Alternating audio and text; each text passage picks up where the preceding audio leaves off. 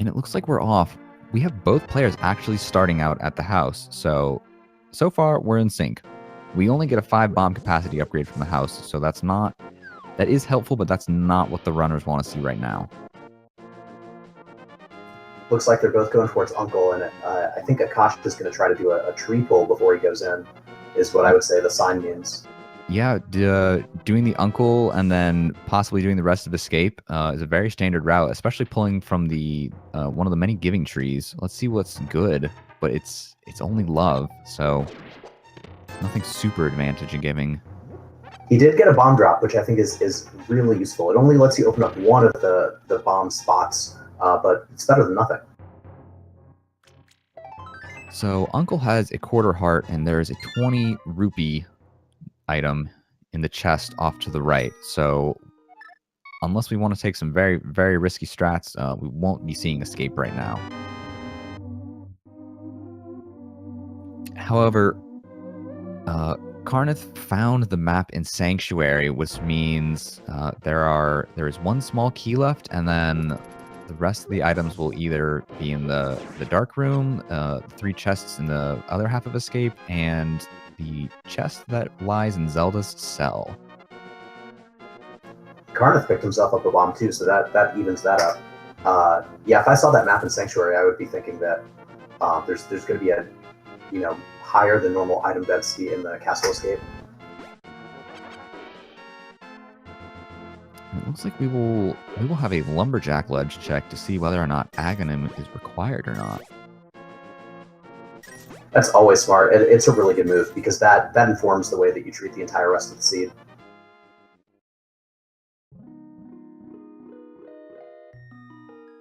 And it looks like it's just 300 rupees. Yeah, so if AkashN is required, it's not because of that.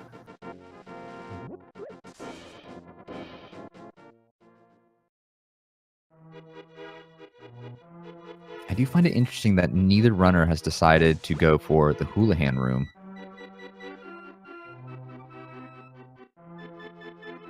Yeah, that's interesting. I end up seeing the Houlihan a lot more when I watch the main tournament. I think it's something that you don't see a lot. You don't see as often in these secondary tournament matches. And I don't know if there's... I think it might just be that it's an intimidating trick to try. But when you actually do the execution of it, it's not that bad. Looks like there's 2 items, 20 rupees in the tree, and then just a bomb upgrade, I think it was, up north in the forest. Nothing really essential, not what these runners are trying to see. Yeah, the only time the bomb upgrade could be really, really useful is if you're going for some bomb jumps and you're having a hard time lining up those pixel-perfect jumps.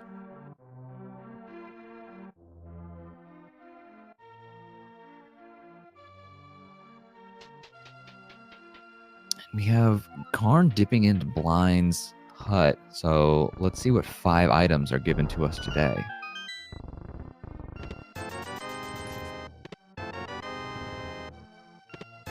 He's got some rupees, he's got an arrow upgrade, got that 20 rupees. And we have Akash finding 20 rupees in the back of the tavern. So far, this seed is very money-loaded. Karn finding some bombs there. I heard someone at one point say, there's a lot of money in the seed, that might mean Zora is required. Unfortunately, the randomizer, if what I was told is correct, it always assumes you have 500 rupees. It's never going to use money to try to tell you that Zora is required. Just the rupees there are just pure random chance. There's nothing you can really infer from that. That is true. If you don't have those 500 rupees, you best be farming in Blind's hut.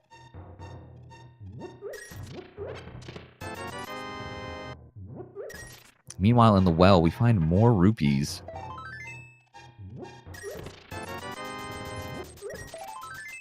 Wow, even more rupees. Yeah, this is their cup runneth over here. Yeah, heart pieces and money. And we find a heart piece on AkashN's side. And the bottle vendor even has 20 rupees.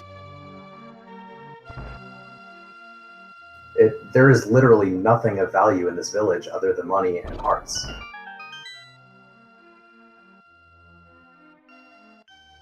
So with all of these Kakariko Village spots being money, I'm gonna guess there's something at the race game. Mini Moldorm Cave will be very good, and possibly even the Ice Rod Cave will hold something good. You know, that's a good point. And both of them, I think, are because Karn is now going to buy some bombs. I think that's a really good move because Moldorm Cave has 5 items, and they haven't found anything that they could use to kill those Moldorms other than these bombs. So I think that both of them are making a good decision on that.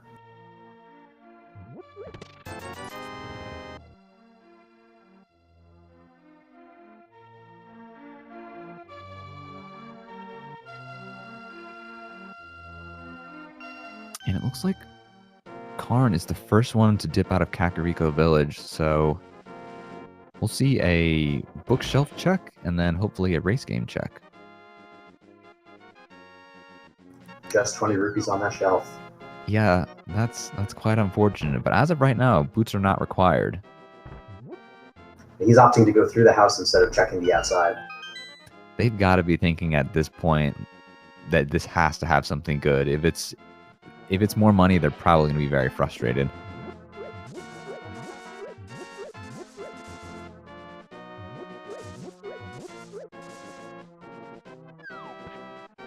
And unfortunately, it's just a heart piece.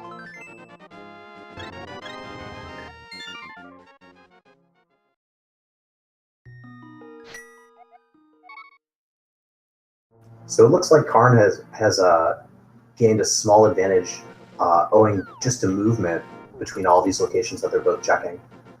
It'll be interesting to see if he builds on that or if that's something that changes hands as the race goes on. What I'm really interested to see is a map check. Yeah, we're all dying for that map check. However, if I was in the runner's shoes, I wouldn't even be worried about the map right now. I'd be worried about what item can I find that'll lead me somewhere.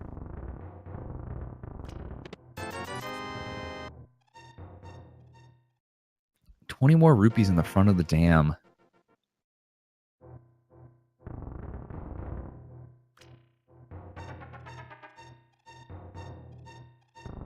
This streak has to break sometime. It's just a matter of time here.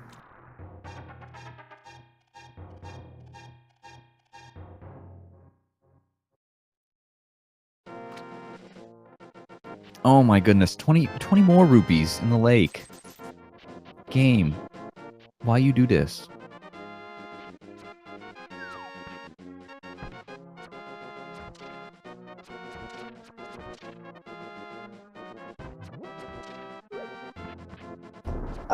As a runner, I would be thinking, boy, I really hope my opponent isn't checking all the spots where the items really are.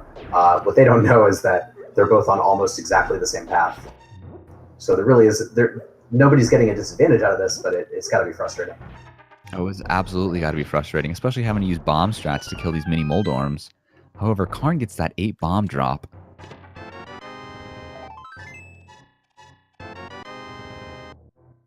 Oh, there's the hook shot. Oh, that is a good find. So there's our first progressive item.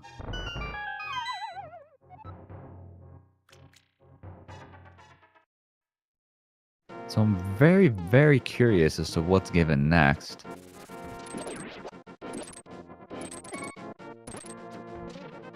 Because the hookshot does open up several spots in the overworld and in dungeons. However, other items are needed in order for those to be accessible. Yep, that's right. They're going to have to get to Death Mountain first to be able to use the hookshot there. Other than that, I think the biggest advantage that they can get from the hookshot this early is going to be skipping a couple rooms in Eastern Palace. Karn on very low life here. Got to be very careful of these crabs. He had a very nice dodge of those Octorocks a second ago.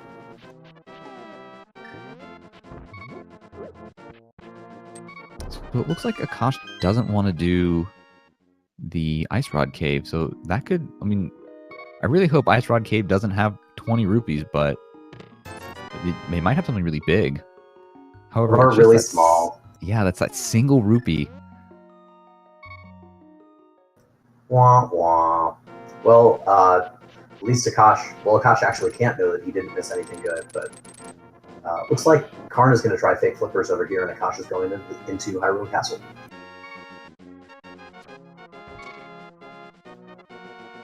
Now, for those of you who are new to Randomizer and unfamiliar with the no major glitches logic, the fake flippers trick is actually only available in the Japanese 1.0 version.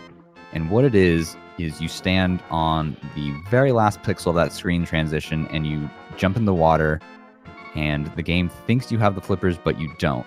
The only caveat to this is if you get hit, it is an instant death, regardless of if you have fairies or not.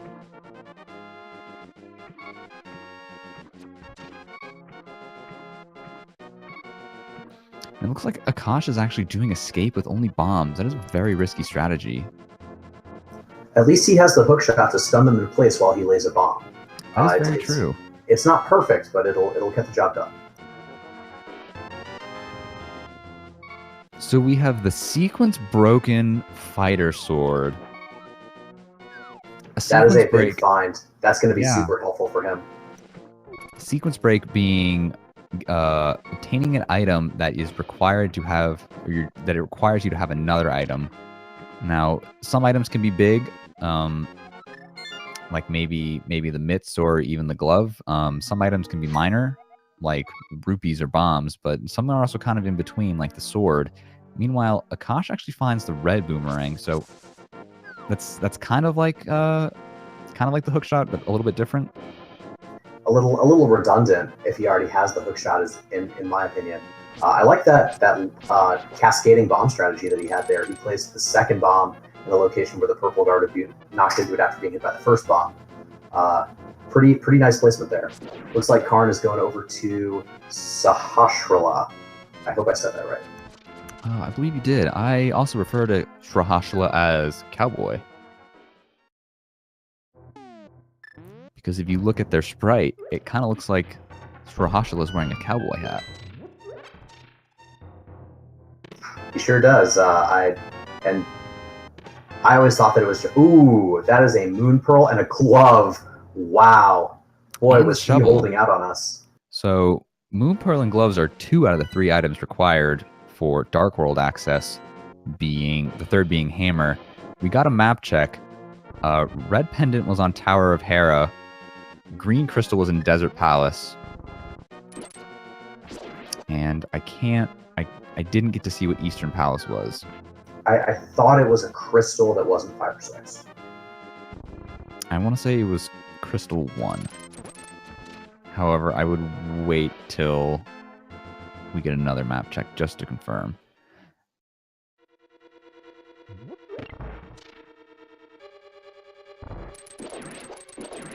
Got a heart and 300 rupees and then a piece of heart down there in the back of the escape.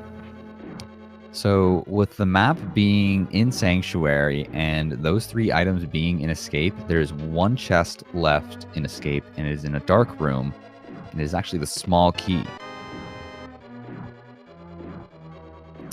Meanwhile, Carnathfd finds a shield. Right now it's not big, but find 2 more shields and you have the mirror shield, which it will block those red mimic fires. It'll block, I believe it blocks BMOS beams. Blocks fire shots. It's really great.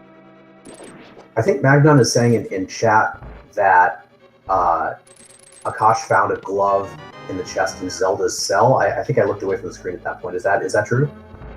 Ooh, I did not actually get a chance. I actually didn't see that.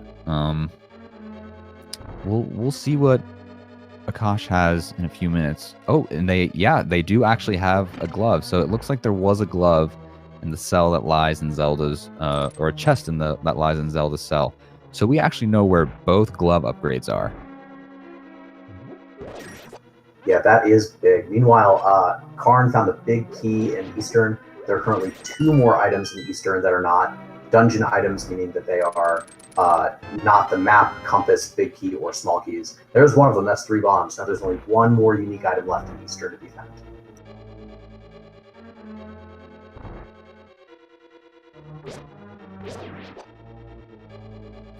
Oh, Magnan correctly pointing out that if Akash hadn't found the glove, he wouldn't have been able to get to the back of Escape. Magnan is here in the chat because he's scouting, I think. He's got a match against Akash on Thursday. That's going to be the last Group R match, unless there's a tiebreaker after that. So it's going to be exciting, the rest of what happens in Group R, I think. So if we shift our attention over to Karn's screen, you'll notice that there is no light. The game requires you to have the lamp in order to see in the dark, and so does the logic. So any item that is obtained past this room will technically be a sequence break until the lamp is found. Yep, and just like that fighter sword, it could be something spectacularly useful for him that he wouldn't be able to get if he weren't able to do that dark room. We know the big chest had that compass, so there is still one item left here in Eastern.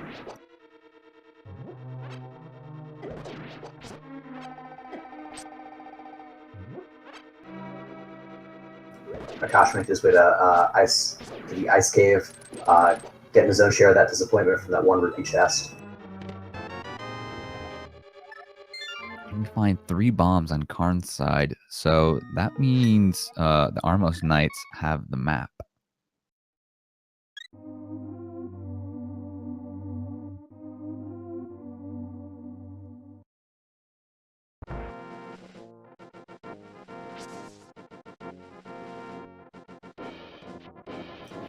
It looks like that dungeon can't be completed without the bow, so Karn is wisely leaving the rest of that dungeon for later on in the run. Looks like he's checking the back of escape, and Akash is going to go over to Sahasrahla and get his, and then he'll have pretty much full Dark World access. He'll have the Moon Pearl and Titan's Mitts.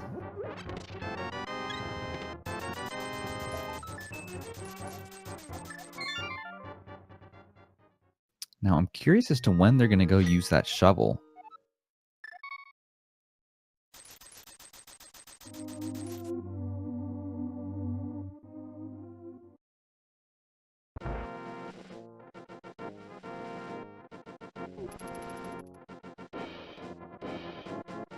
Yep, Dark Shadow's pointing out that Thieves Town Skull Woods are open once they have the Mitts and the Moon Pearl. I think the prevailing, the current feeling is that Skull Woods is almost always going to have a great item in this logic, if for no other reason than to troll you. I personally think that checking all of Death Mountain as soon as that becomes available is a good move. We'll see what they choose to do. It looks like Karn is going Death Mountain, and Akash is going over to Eastern. We got a map check to confirm that Eastern Palace is Crystal 3 and Green Penitent Desert, and red at Tower of Hera. So with Carnath doing this room in the dark, I'm kind of curious as to what item the old man will give.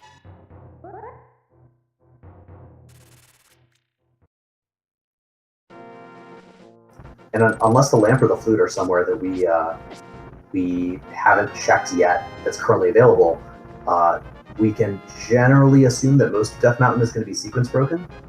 Although now that they have full Dark World access, that's not necessarily the case, because the lamp can be anywhere in Dark World.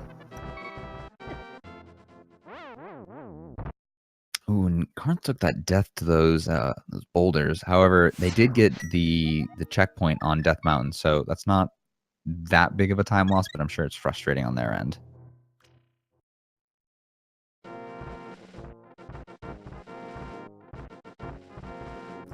Yeah, Karn doesn't yet have the mitts, so he's not going to be able to do a full check of Death Mountain that includes Dark World East, but he will be able to see most of what's happening here.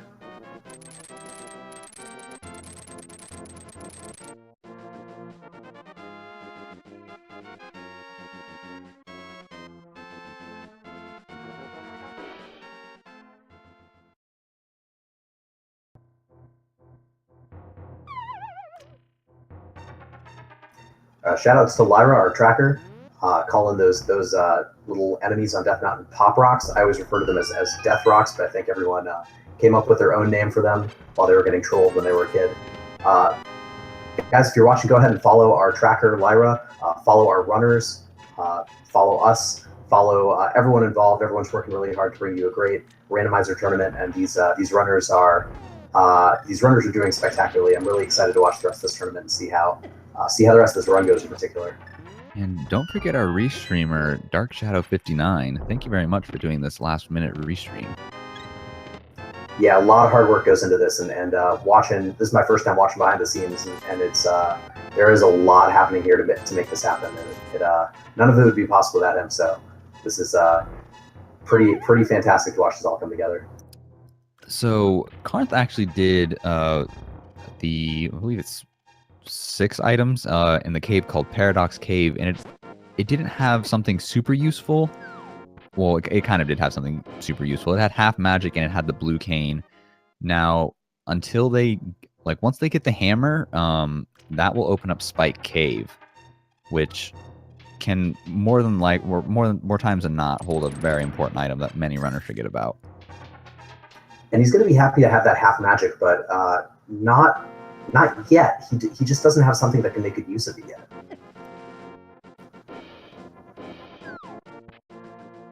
We did get the floating island check. That's 3 bombs. Akash is heading up into, it looks like Skull Woods over here.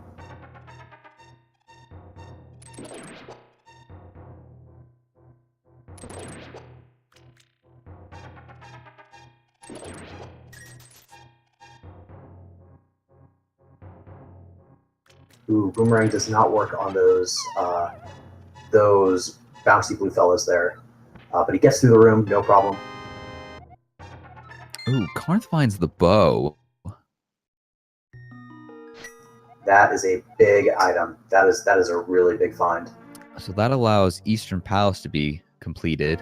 It opens up the back half of Palace of Darkness, and it is required to, or it's not required. It makes defeating Ganon much easier once you get silver arrows.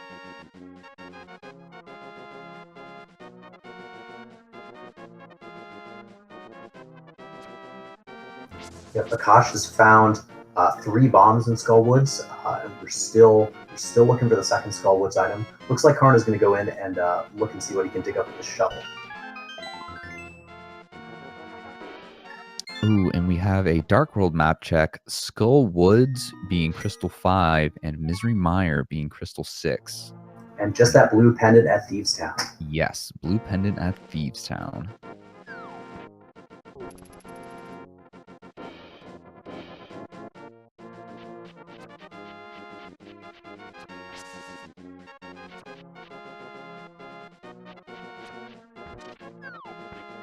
Yeah, that's always disappointing to see pendant at Thieves Town, because Thieves is a dungeon that you can do so early on, and it's not that much of a struggle to do. So finding out that you don't have to do it is kind of disappointing. Same thing with Tower of Hera. That's very true. I'm not sure if Akash just took an intentional death there. It doesn't look like it was intentional.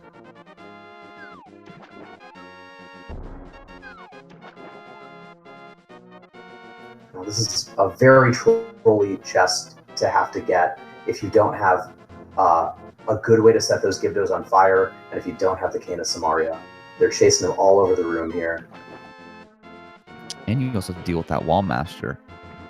And it looks like that's death number 2, so I'm sure they're kind of getting frustrated.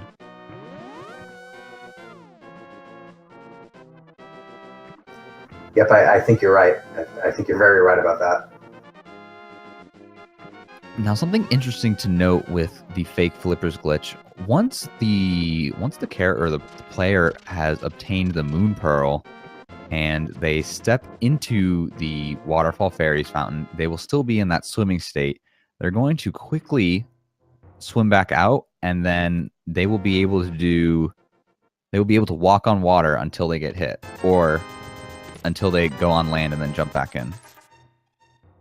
I believe that the latter part is correct. Yeah, I think that's right. There was a very tight swim around the curve to get up there where he almost touched land and accidentally climbed up and just avoided it. I think, yeah, with his bank account that flush, it's hard to avoid Zora being right there. And he remembers to check the ledge. Good job. That is a piece of heart. We had 20 rupees in chest game.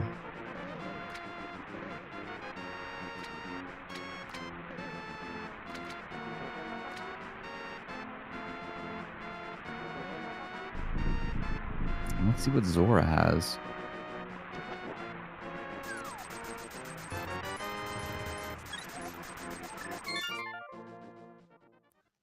Zora only giving that quarter heart. And Akash found a blue boomerang to complete a set down there in the bomb house in Thieves Town. Or in the Village of Outcasts, I should say. And there's Lamp in the Sea House.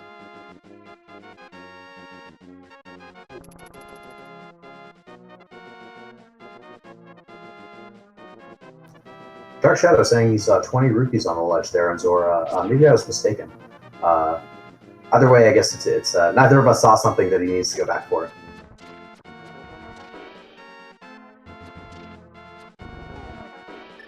So it looks like Carnath is headed back to Eastern Palace, and they'll actually have to do part of Eastern Palace in the dark.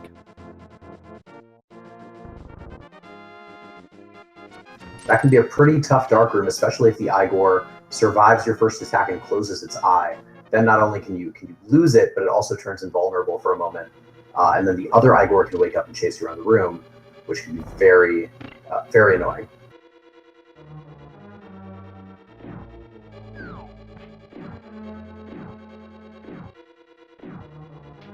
And so far in Thieves Town, we've only found a quarter heart. So hopefully one of these items has, well, I guess there's our second item, and with that, the 20 rupees being found, I believe the big key is the last one that needs to be found. And there it is.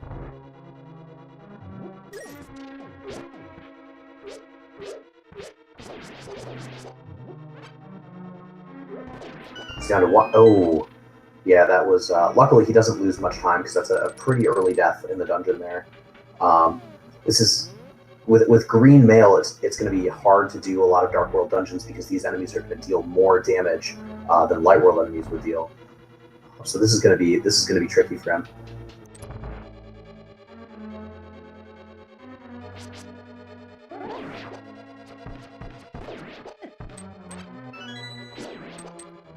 And it looks like Carnath, I believe, took out the correct Igor.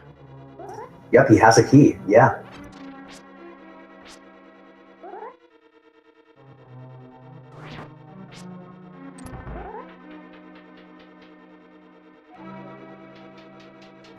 Yep, he made it. Well done, Karn.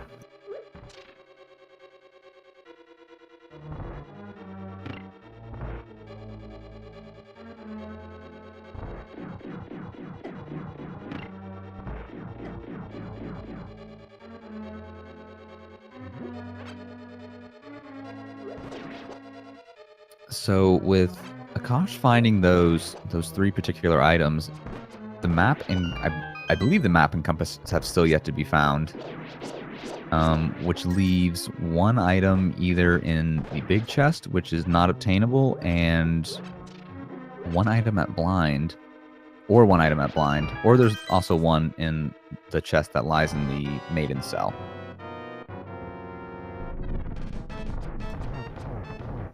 Yeah, it's entirely possible that there's an important item here that he needs to come back for after he gets the hammer. Meanwhile, Karn fighting Armos looks to be making this a pretty clean fight. And he nails it. Well done. Akash is piecing out of Thieves Town. It looks like he's gonna come back later.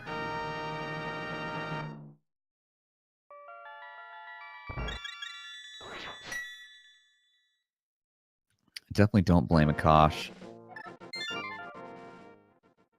And it looks like Akash is also headed over to the digging game. So for those viewers in chat, guess a number between 1 and 30 to see how many digs we'll have to see.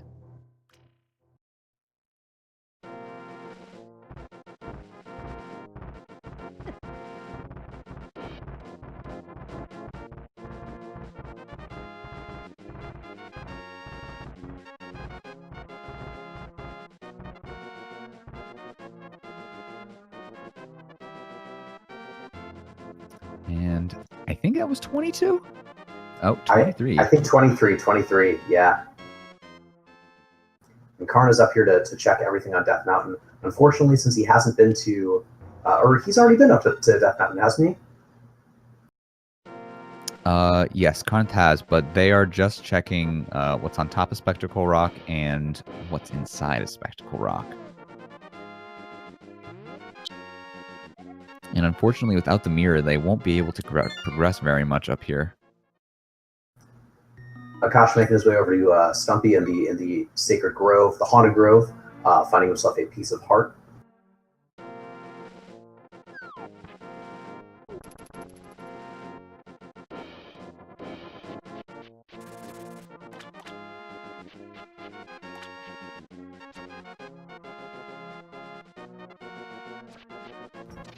And now he's making his way over to the Hype Cave, where we'll find 5 items. Hopefully he'll find something that makes it worth the trek out here. And Karn, it looks like, is making his way to the desert. Meanwhile, Akash is headed over to Hype Cave. So let's see if Hype Cave today is hype. Ooh, starting off strong, though. That is going to open up a lot for him. And the red cane. That is going to be big. And a bottle. And silver arrows. You can't ask for more hype than that. That is very hype. Not only does that open up Bottle Kid, but Kane also opens up Misery Mire. It opens up Turtle Rock. Silver arrows make Ganon very easy.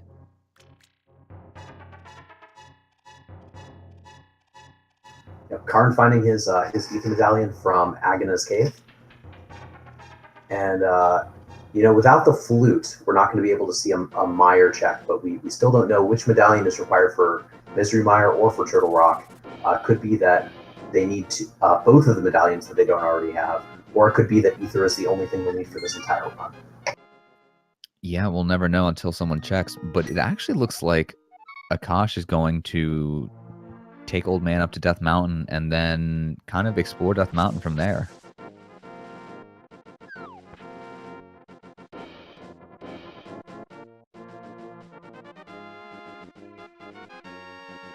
Oh, good. Karn is going to Hyrule Castle. That is very good for him.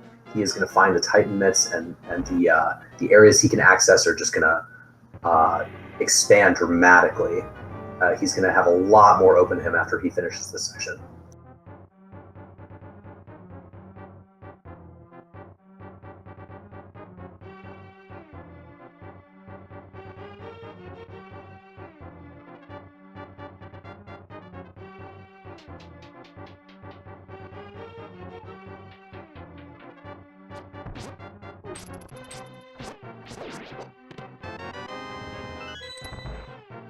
Now, Three Ducks with Tower of Hera and Thieves Town being pendants. Do you think both runners or either runner will go out of their way to complete the dungeons? It's tough to say, especially because Tower of Hera only has 2 items, and I know there's a very strong temptation to say pendant dungeon with only 2 items. Why bother? But there's something peculiar about this version of the randomizer logic is it seems like it's disproportionately likely to put important items in pendant dungeons. Maybe this is just the effect of runners playing seeds where that happens and getting salty and remembering those instances. But I think that there's a very strong chance that if these guys are looking for an edge, looking maybe to check a location that they don't think their opponent would to try to get a leg up, those would be some of the, especially if you're already weaving your way through Death Mountain. I think Hera is definitely something that's very checkable. And Thieves Town being right there in the middle of Village of Outcast Dwellers, all those other items, and having 4 items there, I think that's even more likely. We already saw Akash, do the early part of it. I don't know for sure if he'll go back. He found 2 of those items, but I'd be very surprised if Karn didn't go into Thieves Town and see what he could scrounge up. Another thing that would be beneficial if one runner did the pendant dungeons and the other didn't, the other racer didn't, would be if this is actually a pedestal seed. Yes, that's true. We don't have the book. We don't have any information about what's on the pedestal, and there's still a lot of items that are absolutely required that could be there. We haven't seen. I think this logic makes it possible for flippers to be on the pedestal. Fire Rod could also be there, if I'm not mistaken. No shortage of possibilities of things that could end up on that pedestal where it would require them to do all of those pendant dungeons. Ice Rod could be on the pedestal. That's true. Required for Trinex. Yeah, absolutely. Flute even.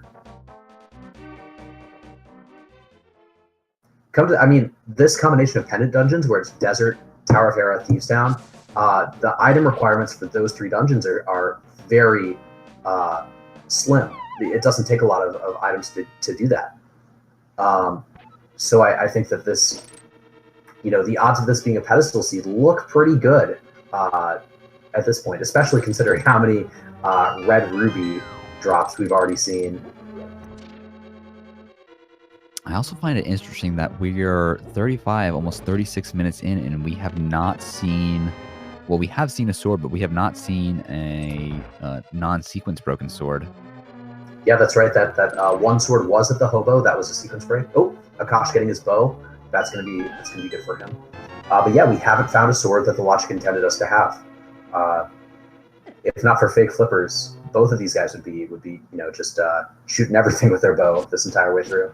And the hook shot. The hook shot's been a big help to them, I think.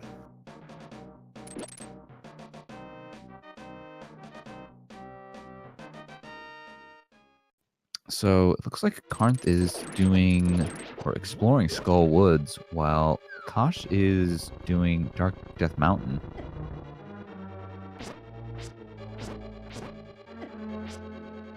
Oh, and Akash actually opting to buy a red potion. Not a bad idea. Yep, I think it's very good to know where those shops are in case you need them in an emergency. It looks like Karn is taking a death to those same Gibdos that got to Akash.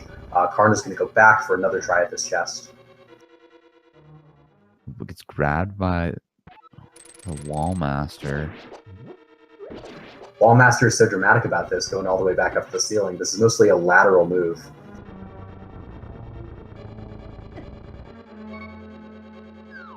Found a blue tunic.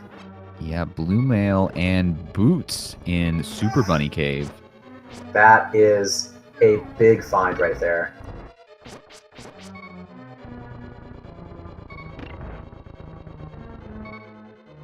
Yeah, those minutes when you have the boost and when your opponent doesn't allow you to establish or allow you to open up a lead or recover if you're already behind. That's going to be really valuable for Akash here.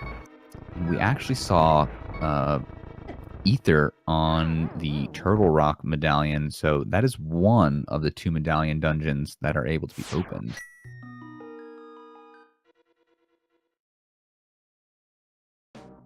That's great. That's extremely lucky that they already know that they have that. That means that there's not going to be a medallion they still need to go find to open up Turtle Rock to get to go mode. And unfortunately, Hookshot Cave was pretty much just money.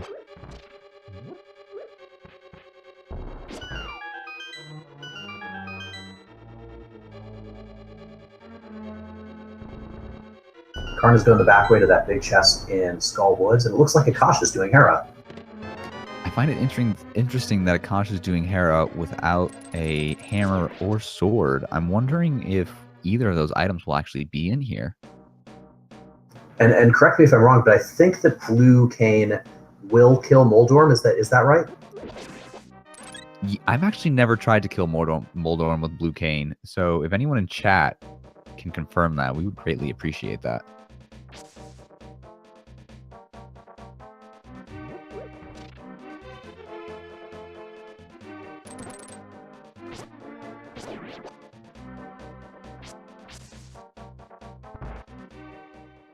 No idea. Okay, well, I guess we'll see. Yeah, I guess there's only one way to find out. I do know that the Cane of Samaria can help. You can use the blast, but that's very slow to do.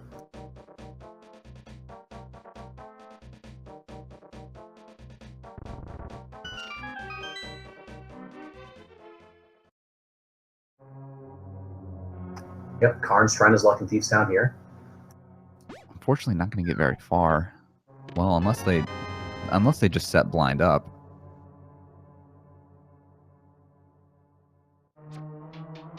But there's the small key in Tower of Hera, planting that question: do I need to go down to the basement?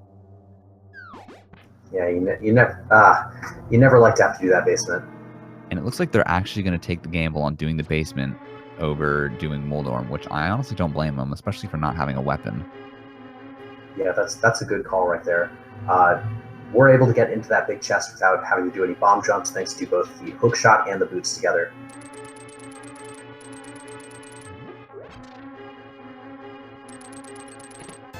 Oh, and they miss the iframes. That's very unfortunate.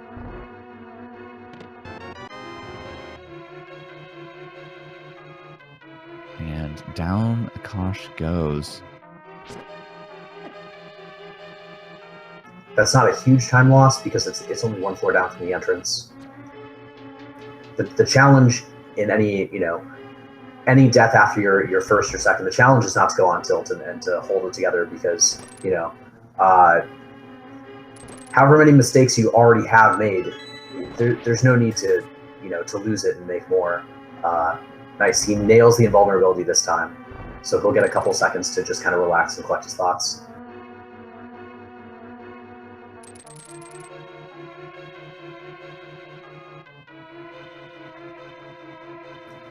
Karn making his way up the Hellway here in Thieves Town. He's exploring areas of the dungeon that that Akash has not yet seen. So we'll at least see one more chest in Thieves Town.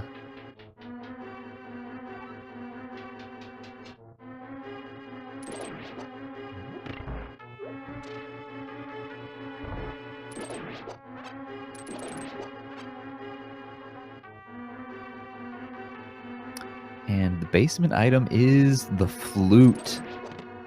That is amazing. That is really good. So no Moldorm today because I believe Moldorm would have had the compass.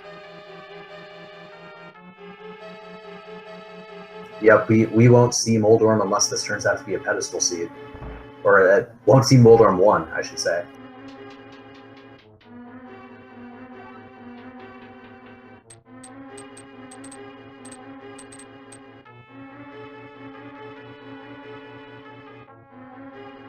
And it looks like there was a sword in Thieves Town, so there's our first obtainable sword. So until Akash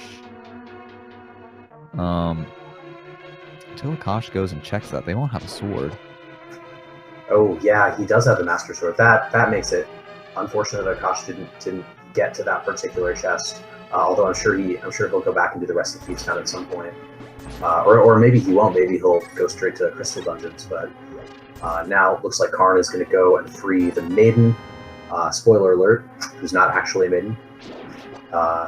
Akash, it looks like Akash is going back to the Dark World too. I wonder where he's going.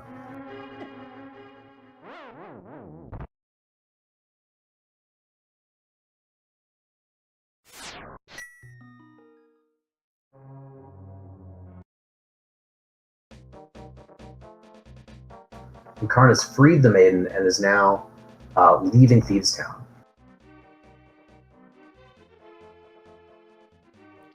Yeah, I think their only real option to fight blind would be to use the Cane of Samaria, and I'm sure they don't really want to do that.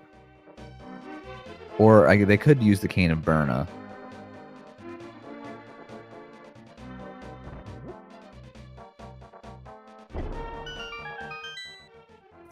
Akash turning in the bottle of the Bug Kid, getting a heart container.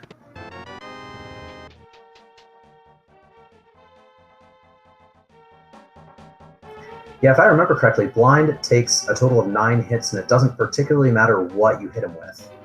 So I've seen a lot of people do it with the Master Sword, and then just use Cane of Burna for the last 3 hits when the room starts filling up with fireballs. But again, I mean, if it's always better not to risk a boss fight that you're not confident you're going to win, because the time loss on dying to a boss can be pretty huge. It looks like we'll see a blacksmith check.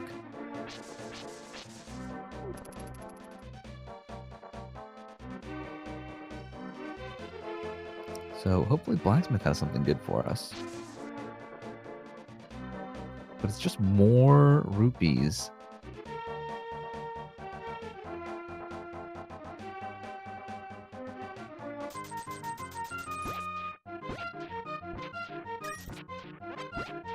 Akash is going to take that purple chest on a little tour. Meanwhile, Karn is playing the digging game. We already know he's got 23 digs to go. Hopefully after that he goes to Hype Cave because the mirror and the silvers and the blue tunic, I think? No, not the blue tunic. A lot of good items are waiting for him there. Mirror, Cane of Samaria, and a bottle. Yeah, and a bottle. I was going to say half magic, but half magic was in Paradox Cave.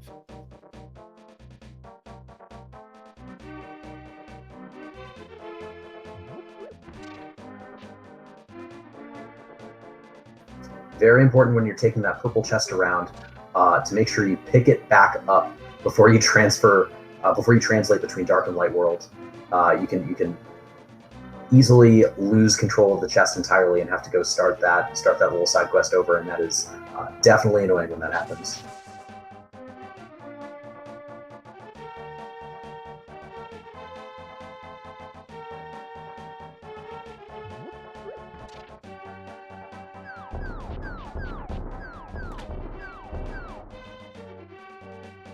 So it looks like Carnathfd is taking Frogman on world tour. Yep, he would have to because he won't have the mirror until about 5 seconds from now. Ooh, I wonder what they're going to think when they pick up the mirror.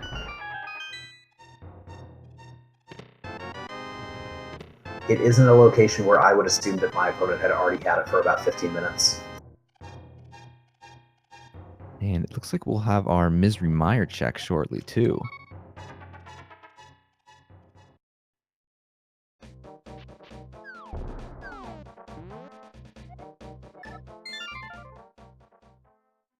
It's Bombos. Yeah. So we have half the medallions needed.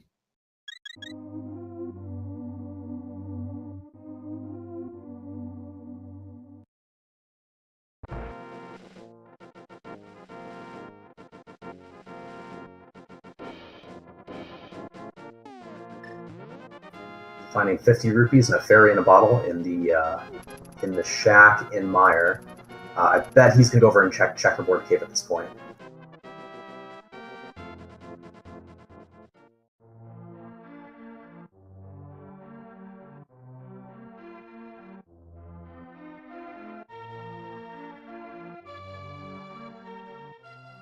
Ooh, and it's just a quarter heart in Checkerboard Cave.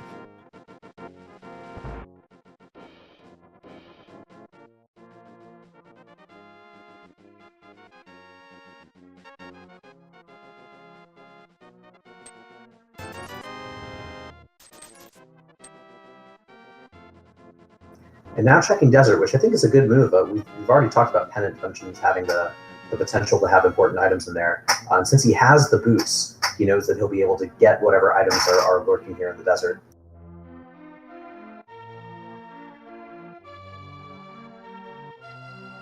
And straight away we go for the torch chest, and it's a small key, so that'll open up one more item.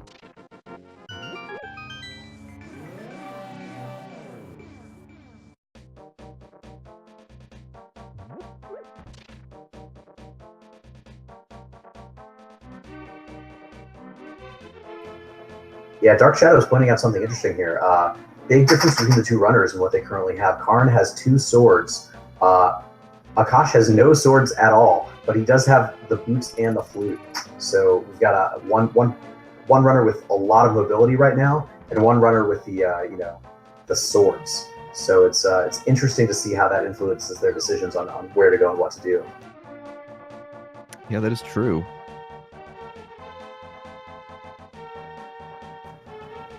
Looks like Akash found a piece of heart in one of these desert chests. He's going to mirror back to the beginning. I think there was a big chest in desert that he hasn't checked. Oh, I think he's remembering that Yeah, too. it looks like they're going back to check the big chest. So if the big chest has the map, then we know Lamolas will have one item.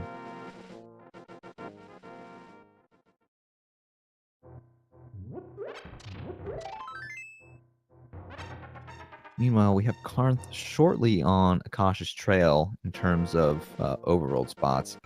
And the map is in the big chest, so we will see a Lamolas fight.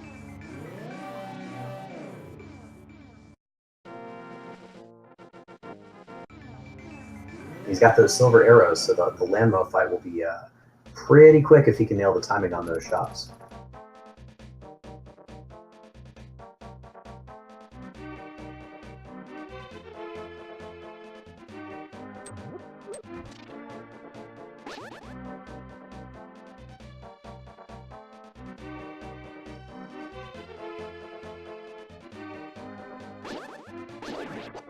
So Three Ducks, after Desert Palace, where do you think our runners will head to next?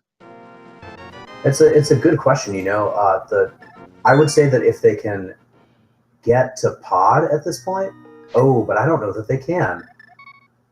I don't think they can. They can't get to Pod, can they? So, what do you think? Yeah, they definitely can't get to Pod because they'll need those. Well, actually, I think if you have mirrors, I think if you have mirror and then save and quit in the dark world, it actually puts you on top of the pyramid. However, I could be wrong. You have to have killed Aghanim for that to happen. That is true. Okay. So it might be an Aghanim seed. Boy, wouldn't that be just after all of this that they still have to go back and fight Aghanim? If I were them, I would check. Nice. I think that was a 2-cycle Landmo from Akash right there. The only problem with it being an Aghanim seed is only Carnathfd actually has access to Aghanim. And that's right, and that was from a sequence break. Yeah.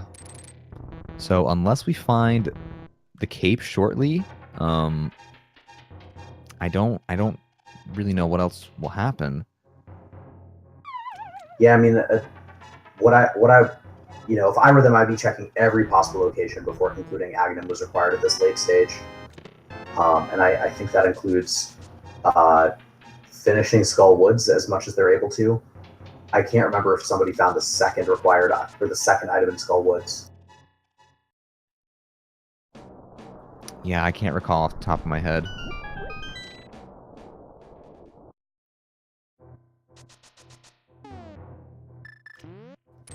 However, the second item could be in the back of Skull Woods, which won't be accessible until we find the Fire Rod.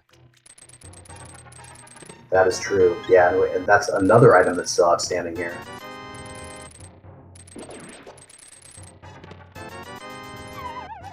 Five bomb capacity upgrade on Bumper Cave, so that's not super helpful. However, we do have access to Bonk Rocks, the ledge behind the graveyard, and the King's Tomb.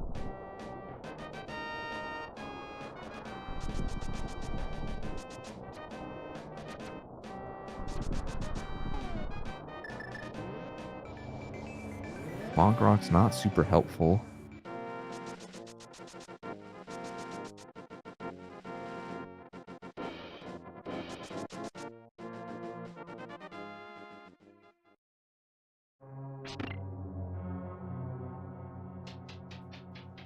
We have not had either of those checked, Spiffers the Grand. We are actually having them checked right now.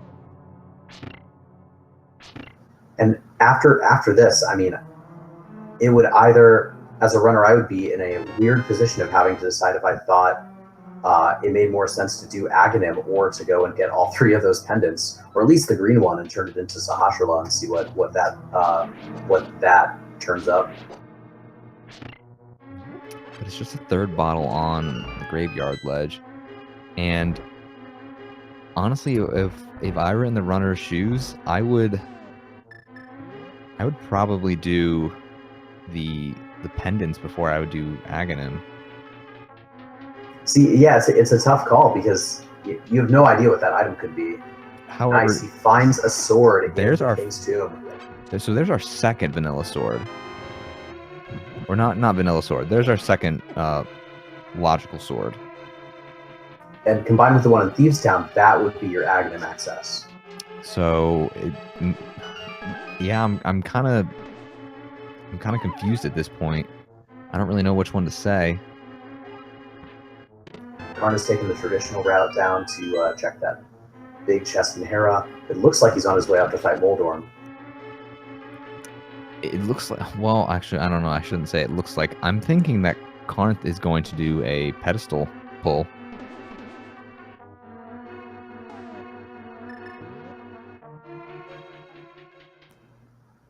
right, well, it looks like we're going to find out if the blue cane does anything to Moldor.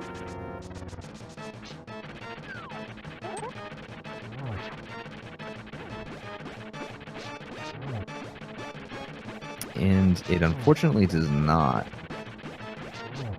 However, it does protect from those bumps, I believe, or it looks like it at least. Yeah, that's good. That might as well, because fighting Moldorm, you're in much greater danger of falling off and starting over than you are of actually dying in most cases. So if it stops him from knocking you off, that's great. And he gets Bombos out of it. Oh, wow! So Dark Shadow, you were actually correct.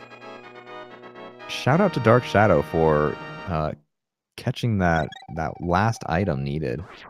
Yeah, definitely. Shoutouts. I could have sworn I saw him catch 20 rupees in one of those other chests, but that is a required item from Moldorm, and so Akash is eventually going to need to find his way back up there.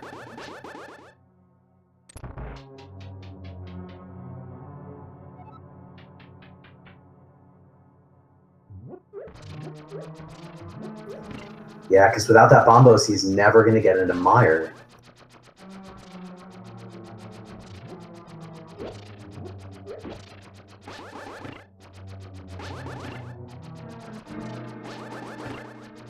Karna's just having fun with this tile room here. Yeah, or no, it looks like he's trying to do the invulnerability, but he's also yeah, it looks like they're trying to set up, and then I don't really know. Like they're sitting right on top of the pegs for the invulnerability, but then they're breaking all the tiles.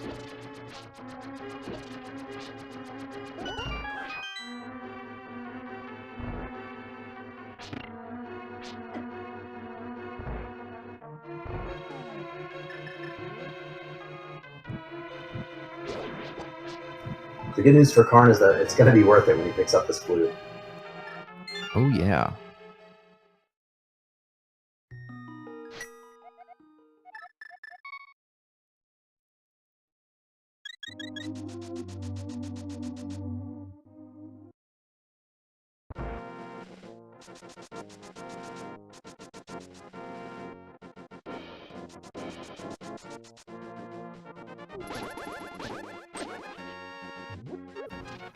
And Karn's going over here to King's Tomb. Going to end up a Tempered Sword out of that. That is going to be really helpful. Akash's Armos fight is going to be a lot quicker than Karn's because Akash is bringing those silver arrows. They're going to take down each Armos in one hit. And there is the crowd favorite, the Hot Cheeto Sword, the Bacon Sword, the lightsaber. Well, I guess the Master Sword's the lightsaber. The Sith lightsaber.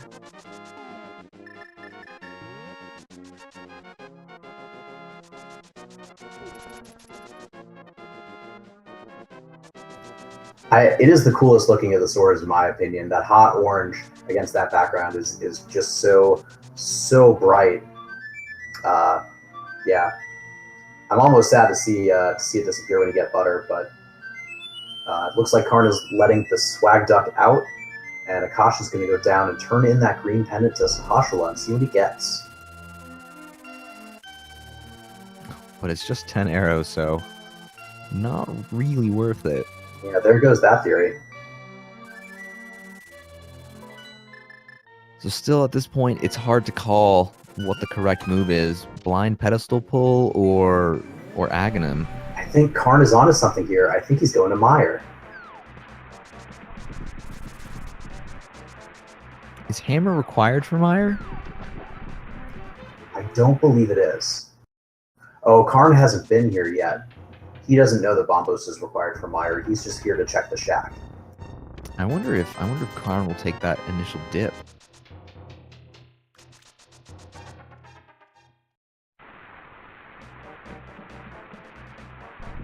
Because correct me if I'm wrong on this, but my recollection is for Mire you need either Hookshot or Boots to clear that initial pit. You need Cane of Samaria at the end to hold down the button. And that's about it. You need a fire source.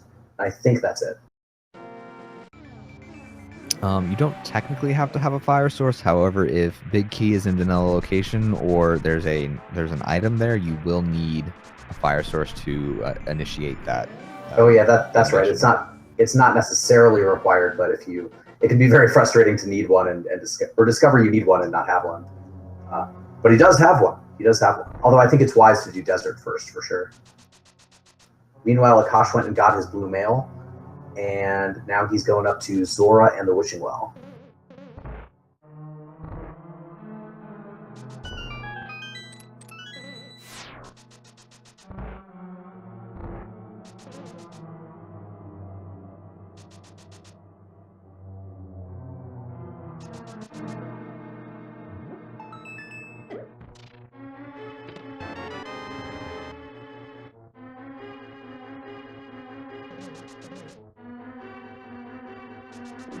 We're just over an hour in here, and still the seed is just a big mystery. Yeah. And unfortunately, with Skull Woods being the other red crystal, they won't be able to get a. They won't. Well, they might get something good from Pyramid Fairy, but right now they won't be able to get anything good from Pyramid Fairy. Yeah, certainly not Fire Rod.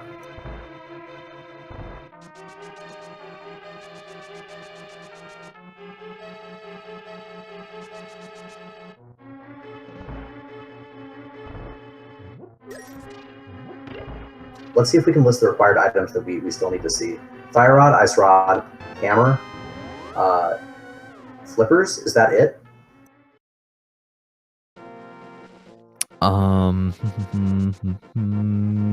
Yeah, I think that's it.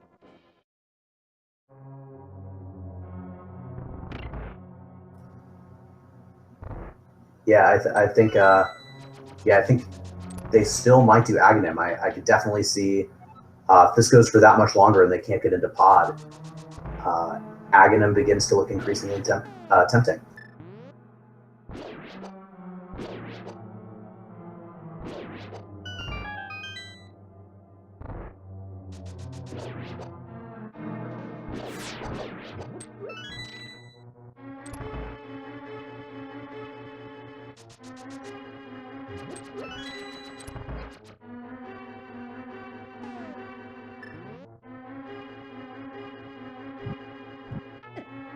Alright, looks like Akash is back for the rest of Skull Woods. Got the blue mail, got the Cane of Samario for that button in the room with the Gyptos.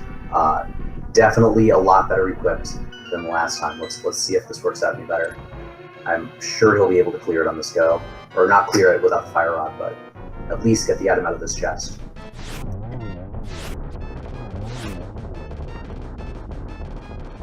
Ooh, and Karnth almost gets the one cycle Lammolas.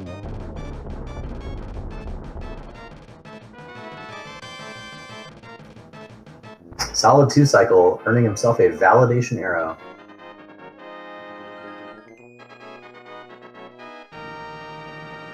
And with Karnth like going out of their way to, well, I guess they would have had to because Lammolas could have had an item, but I think they're also going to go ahead and do Thieves Town.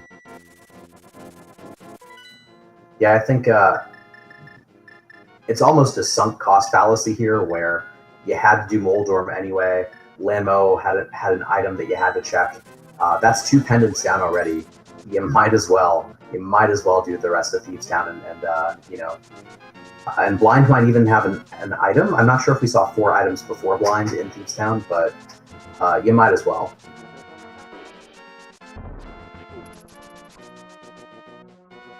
It looks like Karnth is going to go turn in that green pendant with high hopes that something good will be had from that. High hopes about to be dashed.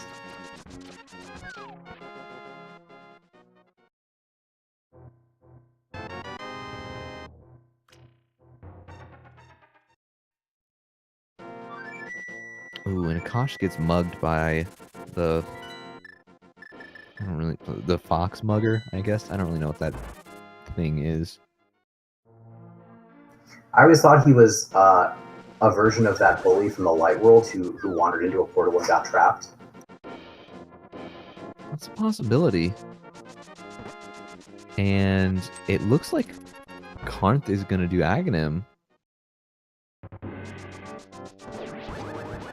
That's a bold gamble, or maybe less of a gamble, but Oh, no, he's going to the sewer. Oh, perhaps there is one item left in the sewer because I see that they already have a key. Oh, you're right. You're right. This could be the missing piece here.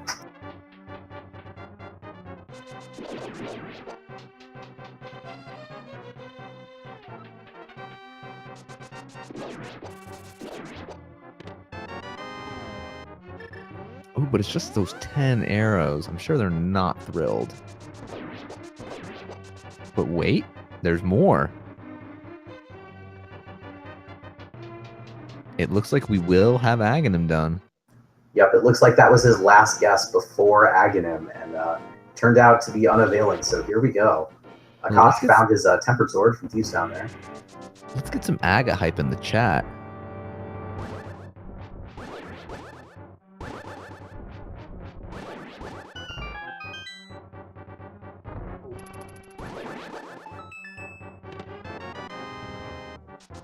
Lyra, you misspelled Aghanim. We could have both. We could easily have both here. This could be the Aghanim and pedestal seed that everybody has been praying for. Everybody except the runners.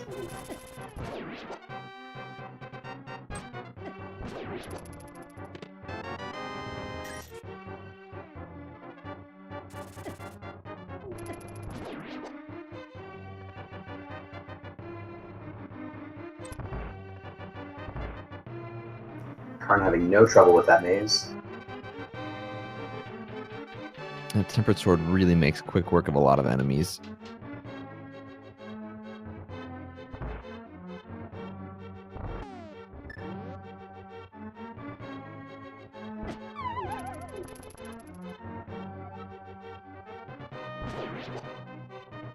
Ooh, taking the fall in that pit. That's not too costly.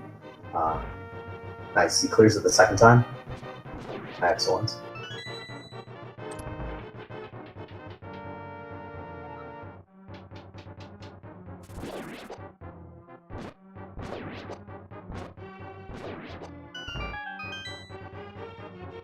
So it looks like Akash is actually going to go check the pedestal, possibly. However, they don't have the book, so they won't really be able to get that far. Yeah, I'm not quite sure what Akash is going for here. He also doesn't, I mean, he doesn't have the pendants he would need to make the pull without the book. Yeah, I was going to say maybe they're going for a Houlihan room, but at the same time, they have over 1,000 rupees.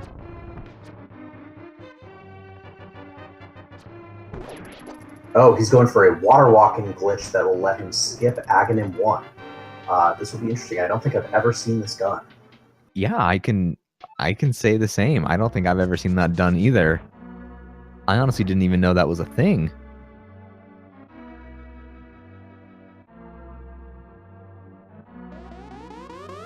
I'm kind of hoping Akash pulls this off because I think that would be incredibly cool to see. Meanwhile, Karn is going out it the old-fashioned way here and is starting his Aga 1 fight.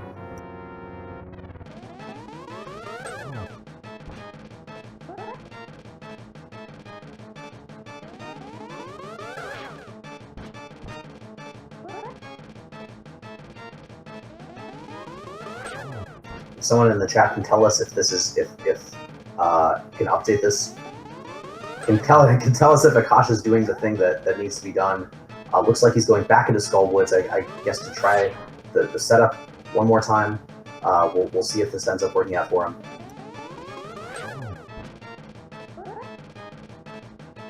Meanwhile, Carnath is just kind of chugging along at Aghanim 1. They're gonna be done with that very shortly. Yeah, getting a lot of the blue spread attack, which if both players do, Aghanim turns out to be neutral, but if one player skips Aghanim, then every one of those attacks adds to your time. But there's not much you can do to accelerate an Aghanim fight.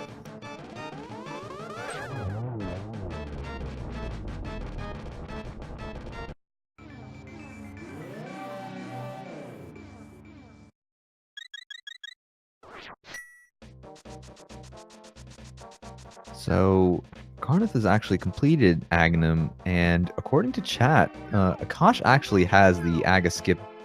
Oh, Wow. oh my. So by walking across the river, he's gotten access to that side of the Dark World without having to do Aghanim. That is genius. I'm tempted to say that ended up being neutral compared to doing the tower. I think it actually did save him time compared to the whole tower. This is very cool. This definitely adds a whole nother perspective to the race. Yeah, props to Akash for pulling that off in an actual race. Well done. I was gonna say, you know, if Akash didn't do Aghanim, that could really set them back if Aga is required. But it looks like they've just completely circumvented that. I am curious though, with this being circumvented, do they still get the reset when they save and quit on the pyramid, or will they go back to the light world? I have to believe they'll go back to the light world because he hasn't. Because I don't know that this really set Aghanim to defeat it. It just let him access that part of the world. And I think that a related concern is, you know, if with the amount of setup that it takes to make that happen, you know, you have to basically walk from Skull Woods all the way over there every time you want to cross. Once you're on this side, don't leave.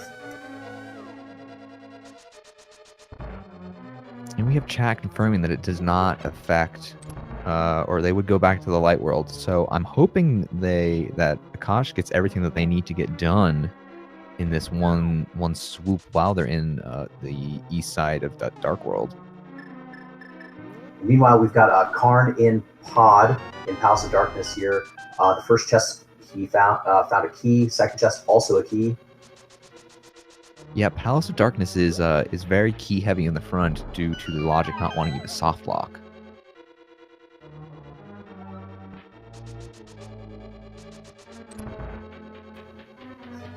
However, Akash did pick up the powder, so that could lead to something.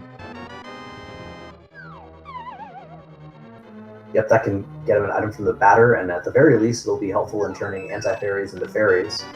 Karn is still chugging away in Pod, finds a heart container.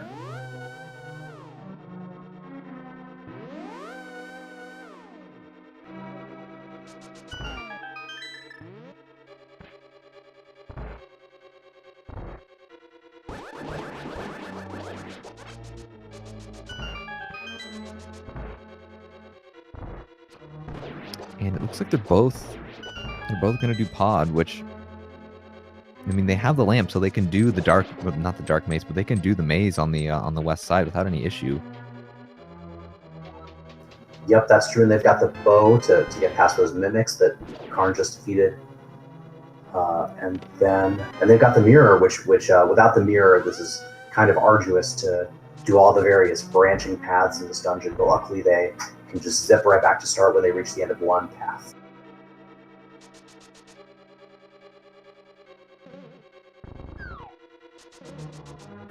Yep, and Spiffer's pointing out in the chat that the powder that Akash found, tempting to go and check it at the Mad Batter, but because of the glitch that he did, he needs to do a lot more on east side before he can really leave.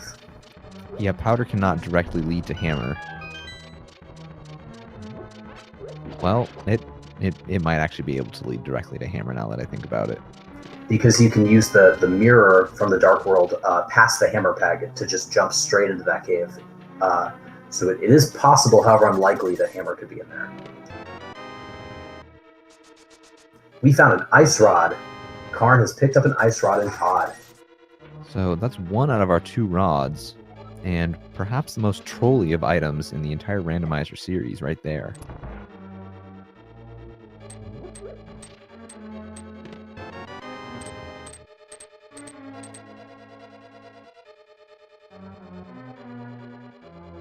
You know, for all the route divergence that we saw earlier, it's nice to see these 2 runners being relatively even and seeing their routes converge here in Pod at this point in the race.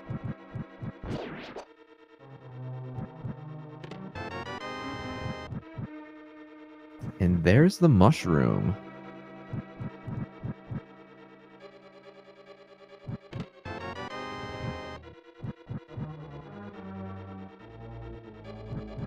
We got got those plus arrows there. I think that makes 4 items out of 5 that we've seen in pod so far.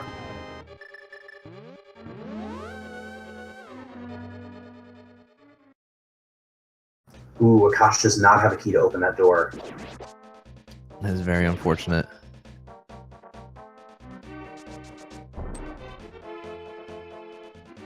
Karn now leaving. Helmasaur, I think, has an item, but without the hammer, we're unable to get it.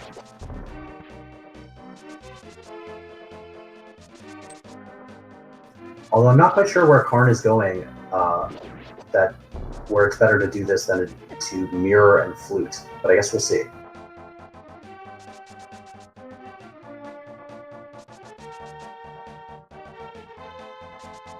It looks like their Carnath is going to go to Catfish. Oh, that does make sense, because there's no good way to... if you mirror, there's no Dark World portal up there, so that's a good idea.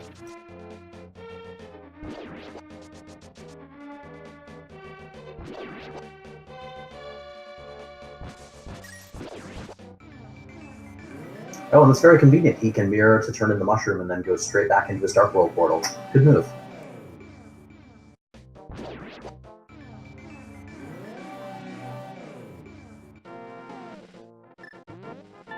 Perhaps Mushroom will lead to Hammer?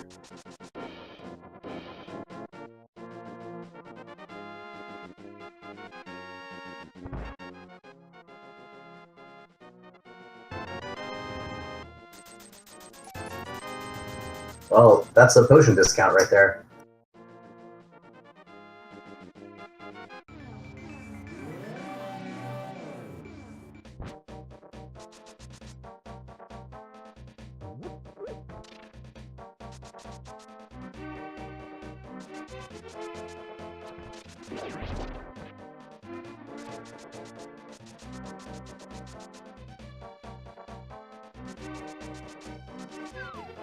Akash picks up the Ice Rod in the back of pod.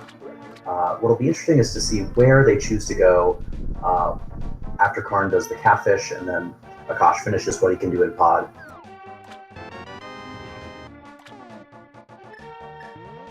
Yeah, they still haven't found flippers, so that puts... And, well, Hammer's also needed for Swamp, so that kind of puts that out of the question. I think the answer just has to be, yeah, it has to be Meyer.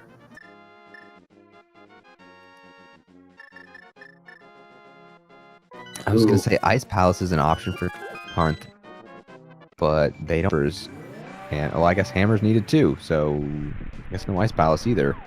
But yeah, it looks like Misery Mire's going to be the play. And chat pointing out that Akash does not have Bombos and will need to go and do Moldorm. I really hope that he is not under the same mistaken, or doesn't have the misconception that we had a second ago, that he has all the items in Hera, because probably the worst, the most fatal thing is to think that you have full cleared a dungeon that you have not full cleared, because that can take an item location off of your radar entirely and push you in a situation where you can't think of a location that you haven't checked.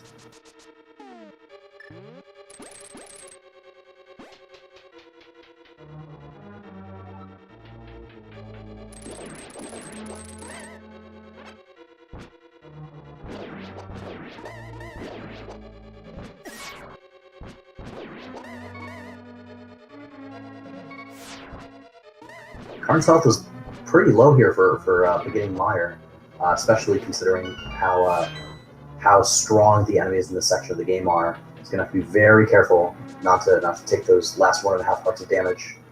I do believe they have that fairy in a bottle, though. Oh, that's right. Okay, a little bit of safety there then. So I'm sure they don't want to use it unnecessarily, but if they happen to die, I'm sure they won't be. Oh. What actually caused them to die? Those torches spit fireballs. I did not know that. I think it's actually a fireball launcher hidden in the square behind each torch.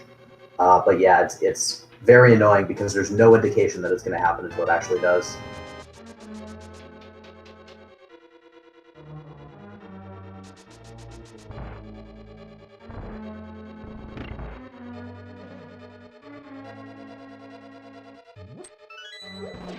So what do you think? What big item do you think is in Misery Mire. I mean, for all the spots that are blocked by the hammer, that's what I'm leaning towards. That either that or flippers. Either one of those is going to open up a lot of places for these guys to check. Although Akash could be on the right track here too. I don't think we've seen the batter check yet. I don't think we have. I don't believe we have either.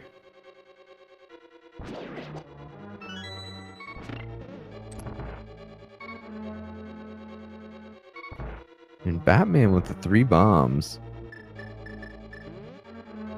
That's disappointing.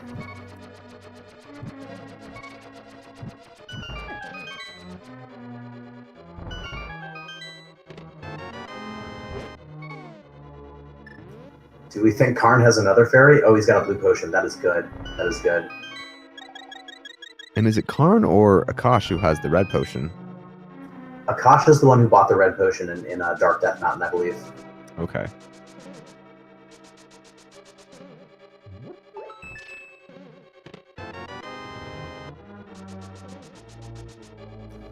Oh, good, good. It looks like Akash knows that he needs to go back to Hera. That is good.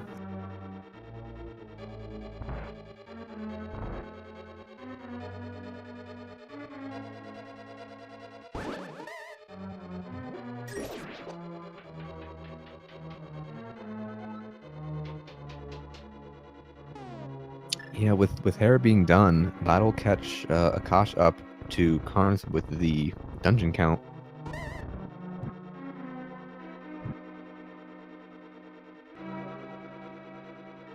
And now he can take out Moldorm with that tempered sword there. That'll be a lot faster.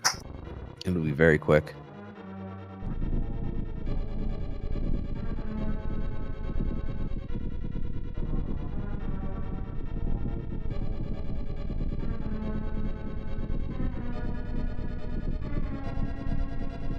Now, say nothing good is found in Misery Mire. Do you think it will then be a pedestal seed? That would be the conclusion I would have to draw. Yeah, I couldn't see any way. I couldn't see any other option at this point. There's the hammer. So we could still have Fire Rod be at pedestal. Very true, yeah. Yeah, with this hammer, that means that Swamp, or no, not Swamp, a full clear of Thieves Town is possible. They can go back and do Pod. A lot of things now become possible. Also, when Akash gets that hammer, he can breathe a sigh of relief, and he won't have to do Aghanim. Yeah, that is true.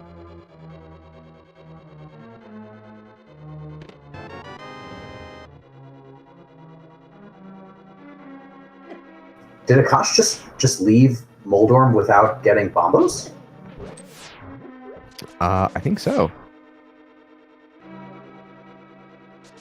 Apparently, according to chat, they did not get either item. And it looks like... Oh, no, Akash is going to do the other half of Escape. Oh, okay, okay.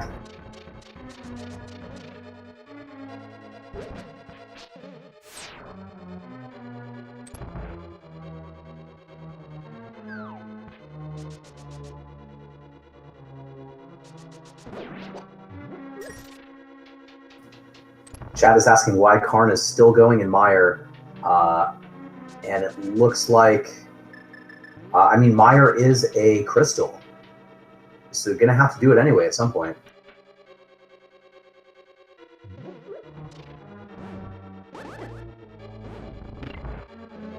At least they won't have to do this in the dark.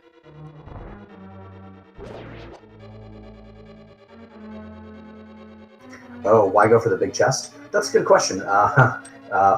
Might have been force of habit. You know, sometimes you just get so ingrained into a route. It looks like Akash is contemplating on the map where to go next. I really hope they flute to 6.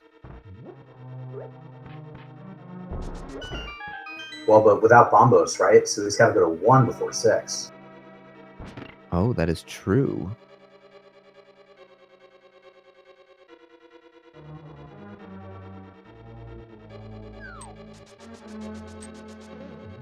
Perhaps they just now realized their mistake. Oh, it looks like they're going to go back into Ooh, maybe not Thieves Town.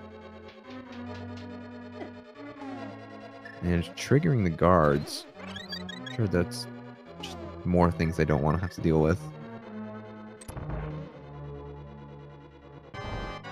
Karn is starting the Vitreous fight, pulling out the silver arrows, makes the fight a lot easier. You just need to throw one arrow at each of these little eyes, and then two at the big one.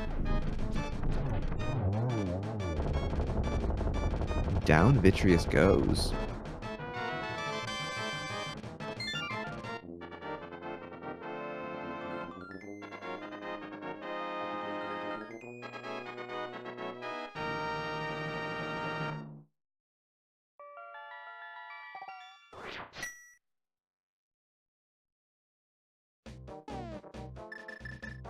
I think Akash has already done south of Grove.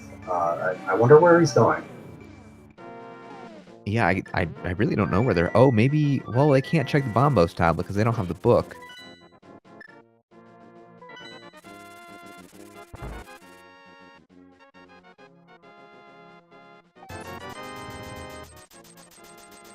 It looks like they just tried to flute in the Dark World, but they can't.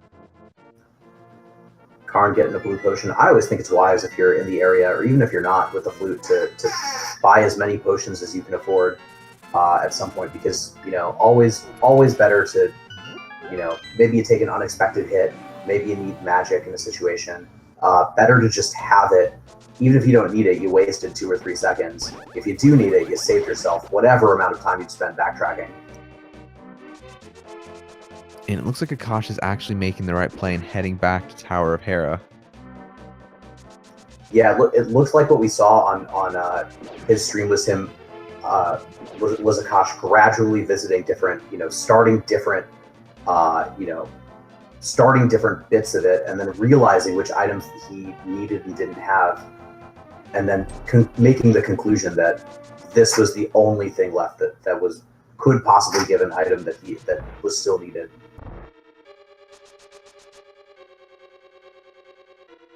And Karn is back here in pod, presumably to finish off King Helmasaur.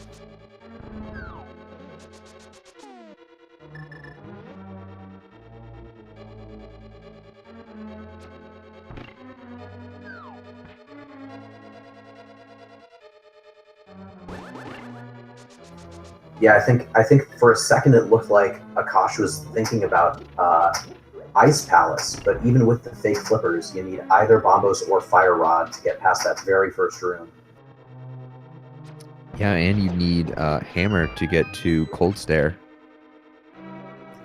Yeah, very true. And Hammer could be potentially inside one of those first chests, but it's always, that's on par with an item in its vanilla dungeon, where that's going to be one of the last places you look, because if you check and it's not there, that's a double dip.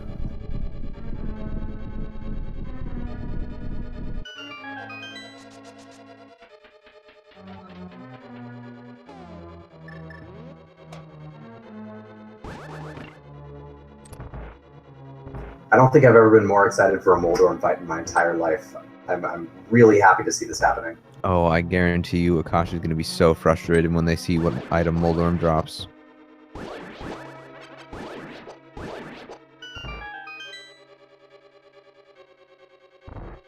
And they finally get their Bombos.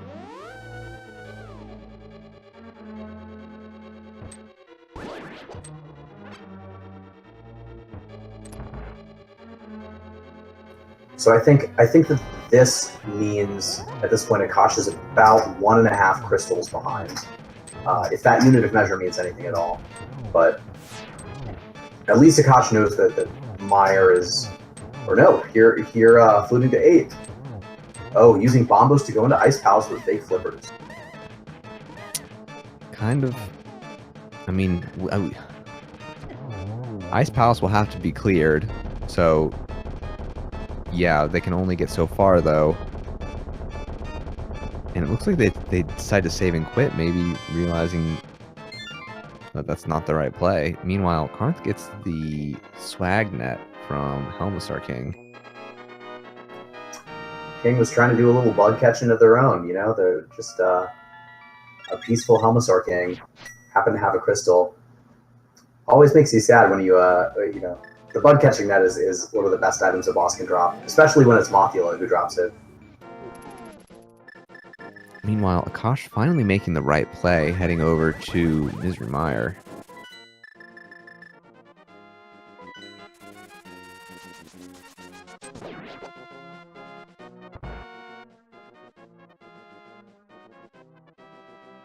Karn turning in this bottle, I think he's going to get a heart container out of that.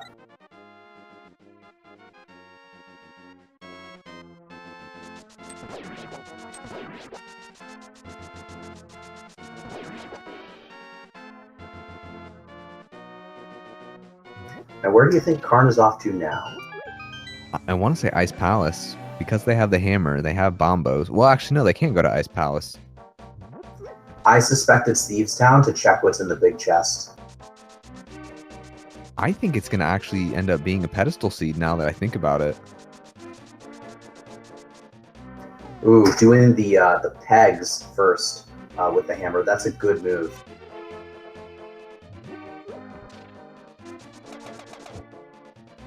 And with Fire Rod, it could very well be in Turtle Rock, but it would only be at that the first chest on the southwest side or southeast side. No, west side. I don't know my directions. Yeah, I think that. Yeah, I think you're right. That is the west side. Yeah, Fire Rod could be there, or it could be in the chest right above there. I think that's the Chain Chomp chest. It's possible that if the first chest is a key, you may not have to do the Fire Rod torch room to get to that second chest. But still, going to Turtle Rock without a Fire Rod severely limits what you can do. I think we just saw a piece of heart in that peg room, so nothing exciting there.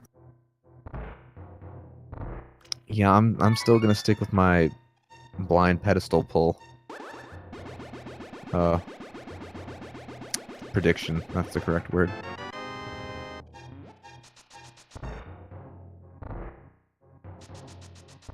I get Spiffer says point. I think if Turtle Rock, if every chest you open keeps containing keys, it's possible that you might not even need to do the Fire Rod room, that it can just contain 2 items that you don't need. And you can get all the way to the Laser Bridge without Fire Rod. Of course, you can't beat Trimax.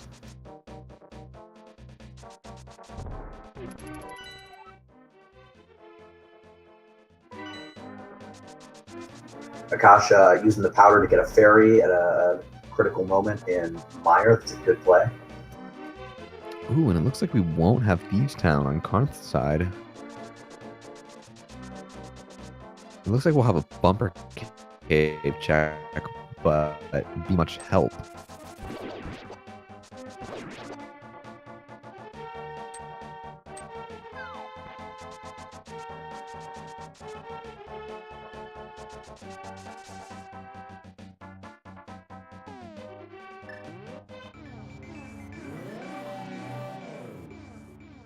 You know, seeing this combination of items with hammer and no flippers and no Fire Rod, it really does start to look like it wants you to go into Turtle Rock. Yeah, that kind of looks like it, but I'm thinking the runners are going to try and procrastinate having to do Turtle Rock without the Fire Rod.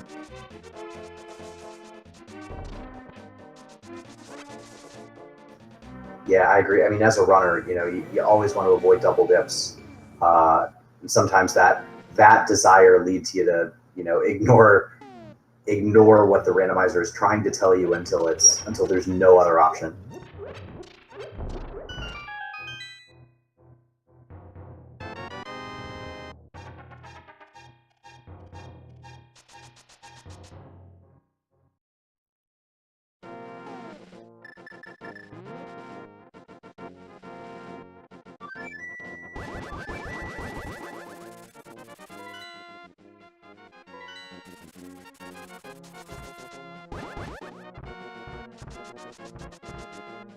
Shout out to Lyra in the chat, keeping the jokes coming, just on a steady stream the entire time.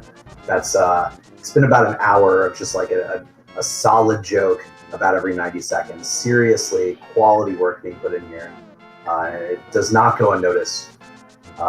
Meanwhile, I think Akash skipped the vanilla big key chest. Yeah, it looks like it, and that's really a really big mistake. But I think Carnath is actually going to do Spike Cave. Oh, good call. That is something that is easy to overlook and to forget that it unlocks when you get that hammer. It requires hammer, power gloves, and either the cape or blue cane. That's right. That's right. Actually, something someone told me recently is that the randomizer is equipped with a logic that allows one-hit KO, which means they'll never send you. The logic will never require you to do Spike Cave without giving you either cane or cape. You're never required to brute force it. Yes, the logic will never require you to take damage in order to get to an item. Unfortunately, it is just a piece of heart, so it is not the answer here.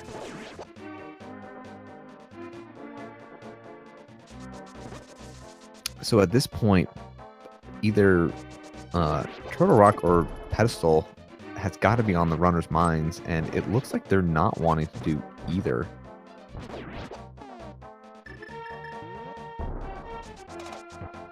Yeah, I'm not sure where Karn is going here. Okay, it looks like Karn wasn't sure either.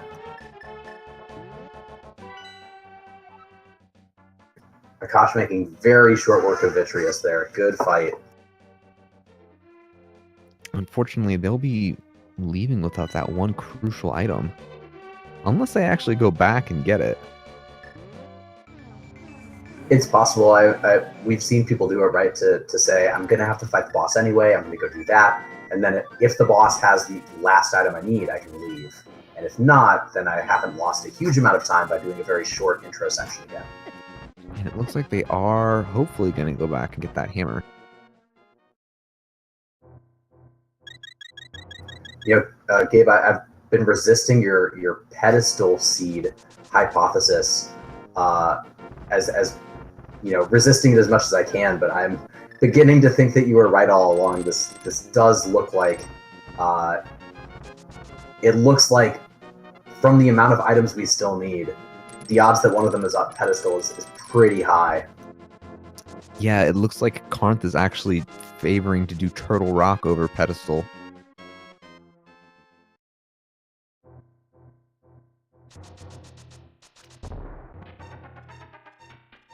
And while Carnath doesn't know this, they do have a good bit of time over Akash. Akash still has to go back and get that hammer. That's like a 40, 50 second like wait time. They have to go do pod. So it definitely gives them some time to go like check some spots.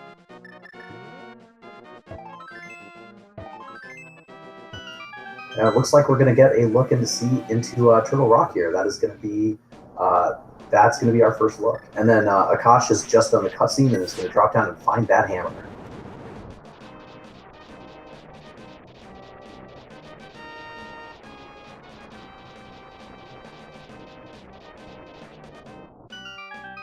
And they are noping right on out of there.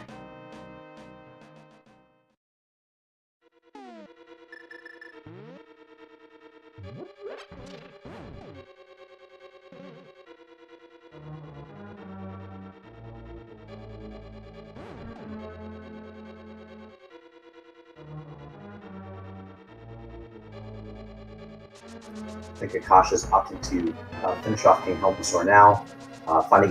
Karn finding a key in Turtle Rock. That's going to mean there's going to be another chest open for him.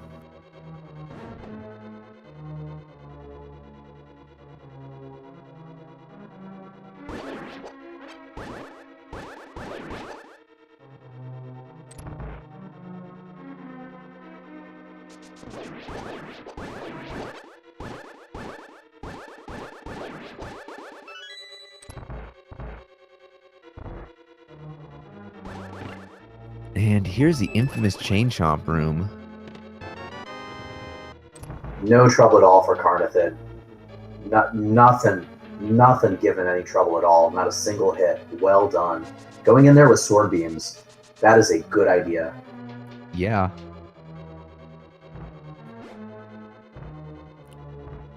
And with the logic giving them so many small keys right now, I'm actually kind of starting to doubt my my pedestal seed hypothesis, because they could find flippers here, and there could be flippers in ice, or there could be fire rod in Ice Palace. Yeah, that's true. That's true. Finding flippers here would would open up swamp and ice.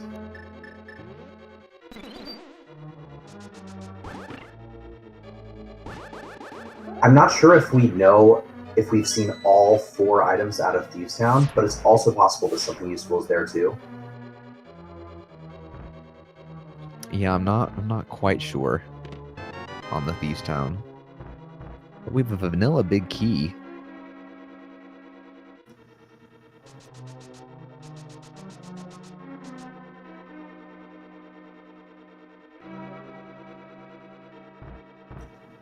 Yep.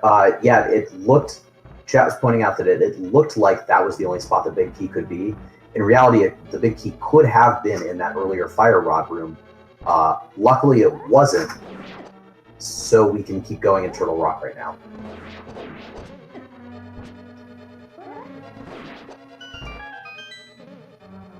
Very nice. Those pokies can be difficult to take out without the fire rod, but Karn is not having any trouble with that at all.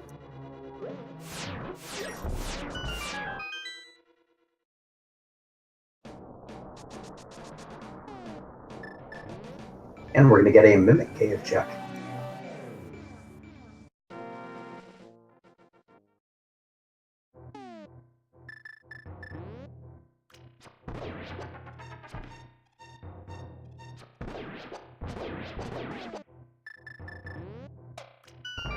So maybe fire rods in Mimic Cave, or even flippers. But we're getting trolled again with the 20 rupees.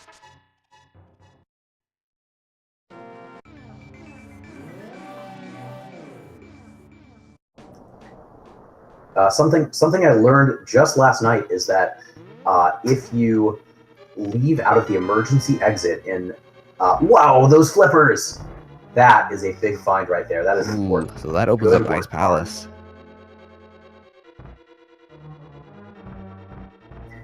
Yeah, what I was going to say is, if you leave out of the emergency exit in Turtle Rock, like at the end of the laser bridge, and if you mirror there, you can jump down, and then later, as long as you don't make another portal anywhere else, you can go to the light world above that ledge, jump down, enter your portal, and resume Turtle Rock at that bridge. So, unfortunately, Karn doesn't get to do that because he doesn't have a key to get through that door. So he is out of Turtle Rock here, but he got the flippers as a big progression item for him.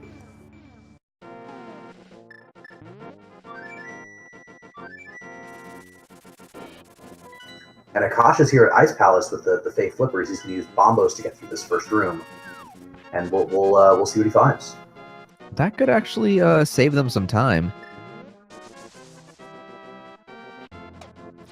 With the hammer, it's possible to finish the dungeon. So, so yeah, this could be a good move. We'll I guess it'll have to depend on what's in here.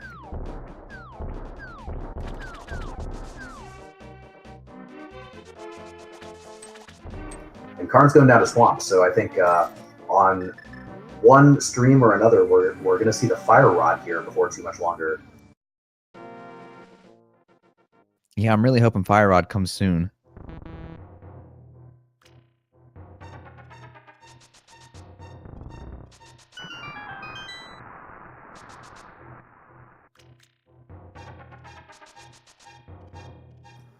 Now, this could be a big opportunity for Akash, because if the fire rod is in Ice Palace, then Akash can go and do Turtle Rock and full clear it, instead of going and then leaving and then coming back like Karn was forced to do.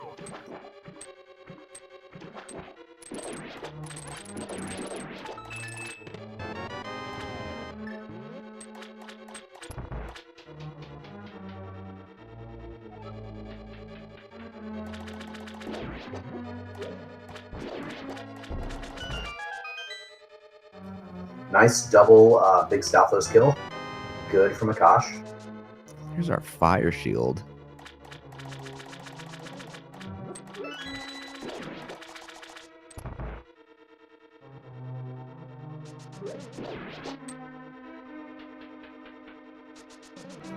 And chat pointing out that Akash found a small key in the first chest in Ice Palace, meaning that he doesn't have to do the bomb jump, the famous Ice Palace skip in that room with the 2 red pegs. And indeed, he doesn't go for it. He just leaves the red pegs down and keeps going.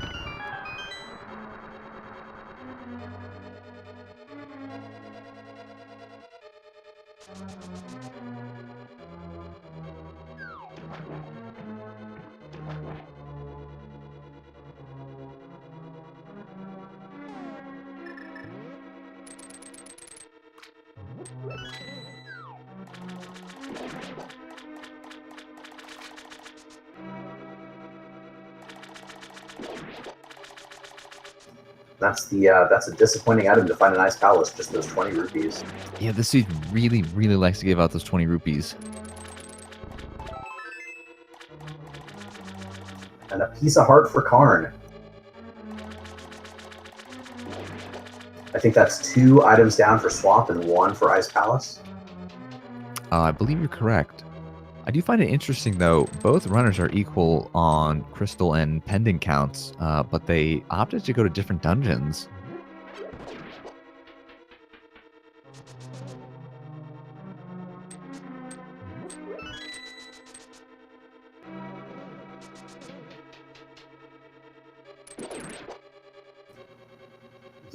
Yeah, you're entirely right. Or, I think you're right. Yeah, the tracker doesn't currently show that Akash has beaten Vitreous, but I think I'm pretty sure that he has. I think they are at exactly, oh, there it is. They are at the same crystal and pendant counts, but I think just the flippers alone give Karn such a big advantage here. And unless Akash finds the Fire Rod, he's gonna have a double dip into Turtle Rock in his future, and that is gonna put him very far behind. There's a green rupee for Akash, not what we're trying to see.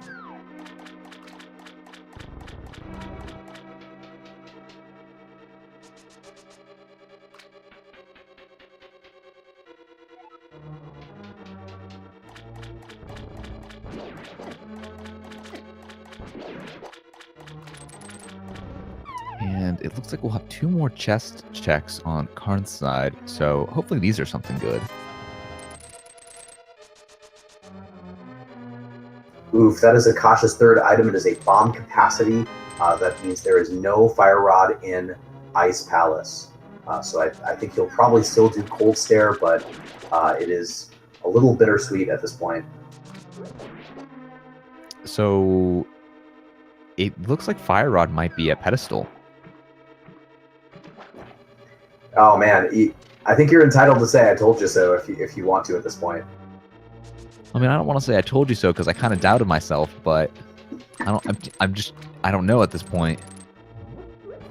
Yeah, well, I mean, I think there's still 2 items left in Swamp Palace, so anything's possible right now. But boy, it would not surprise me in the least at this point.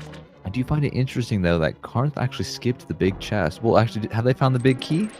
Yeah, they must have found the big key. No, I don't think Karn has the big key. To get through the door behind the big chest is a small key door. You actually don't need the big key, and Argus can drop it.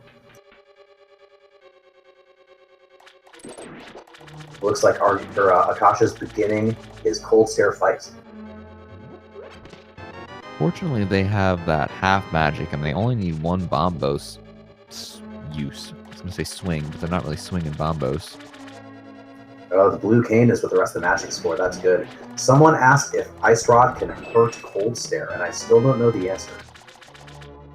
I've never tried to fight Cold Stare with the Ice Rod, so I can't really say. Using Pokemon logic, it feels like it shouldn't. Yeah, I'm gonna give that a definite maybe.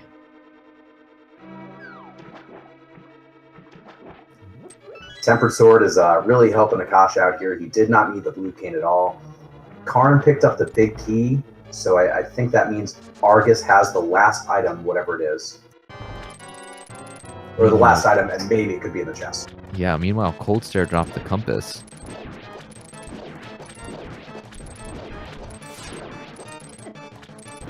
I think Akash has got to be looking at Turtle Rock at this point.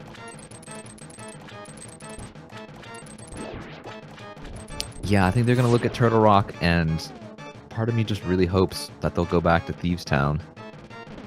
Yeah, that's true. There's also Thieves Town. Yeah, it looks like that's the play they're making. And Excellent first silver arrow shot for Karn. And we have Spiffers confirming, or not confirming, but almost positive that Ice Rod cannot hurt Argus. Or not Argus, Cold Stare. It makes sense. I definitely don't doubt that. Outside of Randomizer, I don't know why anyone would have ever tried that.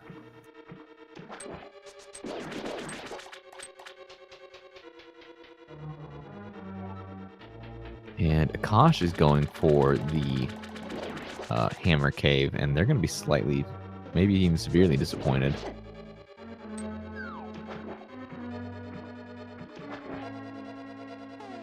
And Karn is back in Swamp to check what is in that big chest. We'll see if it's the answer to our prayers here. Well, I mean, that's nice to have the mirror shield, but I'm sure it's not what they were looking for. And it does not solve the real problem here.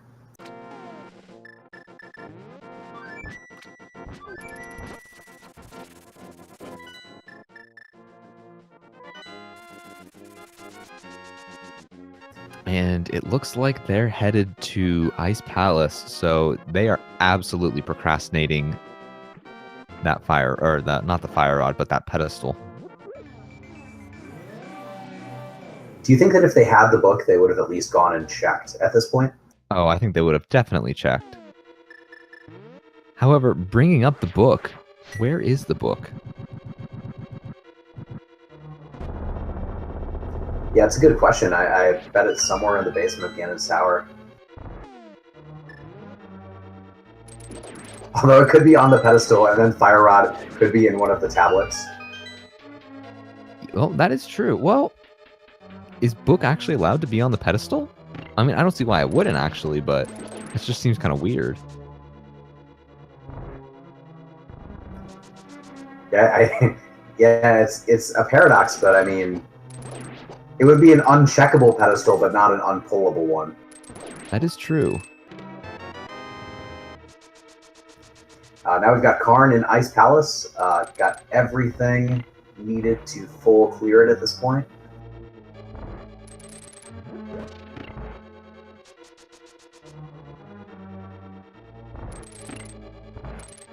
Ooh, chat is informing us that not only is it possible for Book to be on the pedestal, it has happened before in the tournament, and that if you take the book out of the pedestal and then use the book to read the pedestal, it tells you that you've created a paradox. So This is very interesting. that could happen here.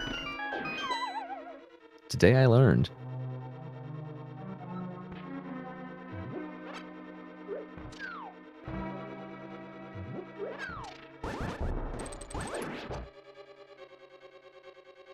Ooh, Karn's bomb placement on that was a little too high and missed the pot throw, but didn't lose much time. Picked up the kill on the second. Big Stalfos with a bomb right there, so getting through that room. And looks like Akash is on the way up to Turtle Rock. Yeah, they're going to get their flippers relatively soon, but I wonder if they'll head to Swamp.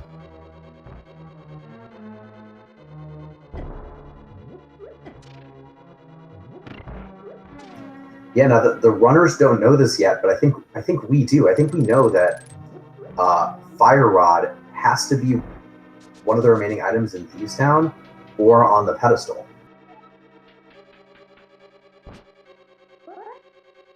You know, I didn't even think it could be in Thieves Town.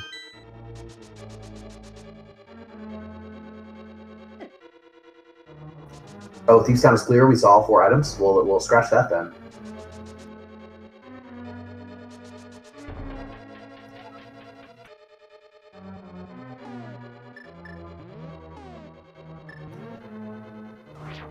No, neither runner has finished blind, but I guess we've seen all 4 items in Thieves Town, so we know that blind doesn't have an item. So that means they'll probably go back to do blind once they realize there's no other place that Fire Rod could be besides the pedestal. Assuming that we haven't overlooked an item location, which is very possible.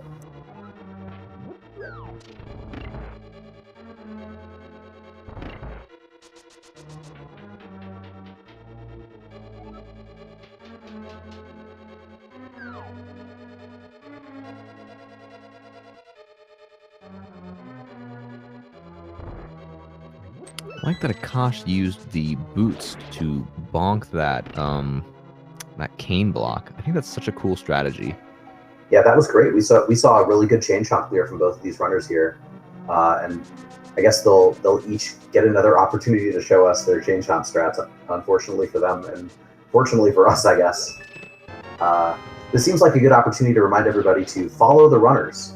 Both Karn and Akash are doing a great job here, and you should follow them, as well as Dark Shadows, who's restreaming us, and Lyra, who's doing a great job tracking and keeping the chat fun with those ridiculous jokes. Yeah, thank you to everyone. We really appreciate everything that you do. Seriously. And for letting us, commentate and make silly jokes while you guys play games. Yeah, it's a great time. I'm having a blast. And I think, oof. I was about to say I think the runners are too, but I feel like at this point the frustration must be mounting.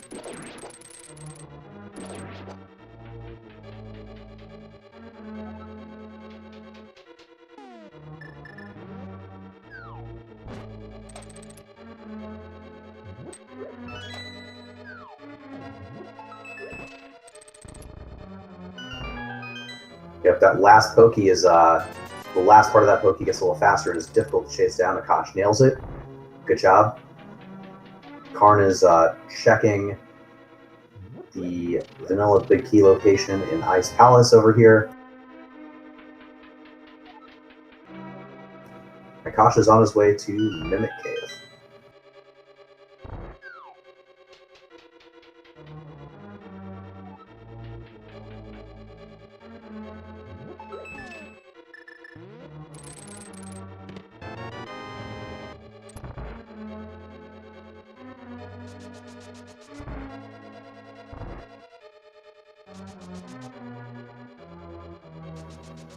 And I'm sure Akash is getting that red ruby right now and thinking, game, why you do this?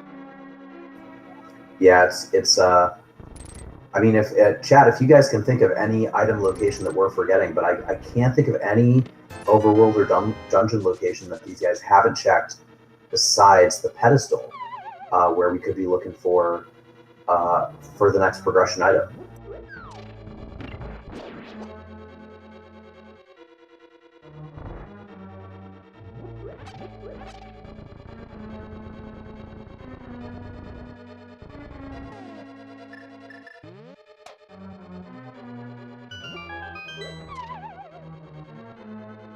And Carnth is dropping down into Cold Stare, so it looks like they'll be heading to Thieves Town kind of shortly.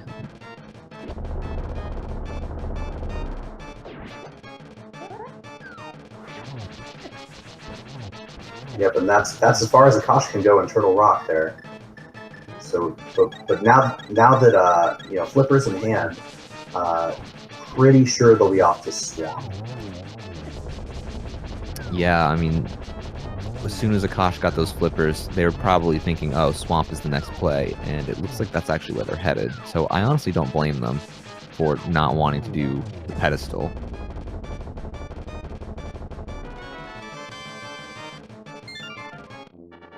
Because you can't check tablets with that book. We saw it was on the island, I think. I'm pretty sure it was bombs. I think it was just 3 bombs.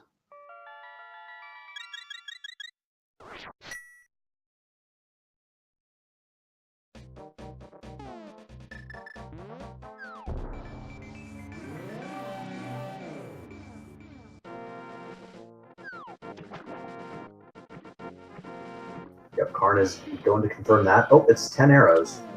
Oh, I thought you were referring to the floating island on Death Mountain. Oh, no, you're right about that. I must have gotten them confused. Yeah, that one definitely is 3 bombs. And it looks like Carnth is kind of stuck. I wonder if the pedestal has completely just, like, passed out of their, or, like, gone out of their mind.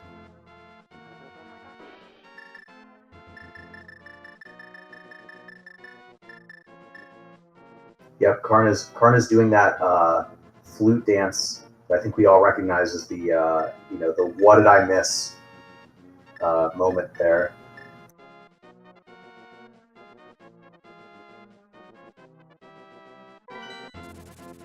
Yeah, I mean, like, according to the Swag Duck song, when in doubt, flute to 3.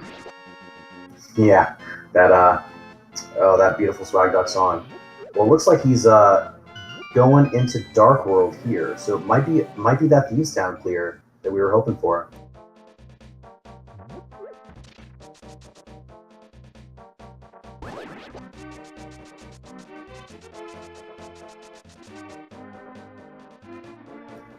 And I Lo believe and behold, yeah. did Carnath actually set up the blind fight?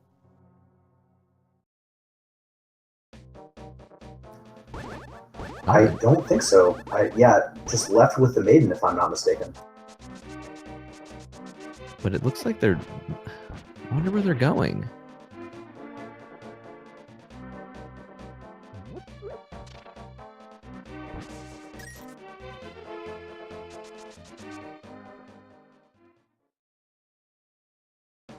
Oh, Lyra's right. Karn died intentionally, and instead of dropping off the maiden. That was before finding Mira in the hype cave.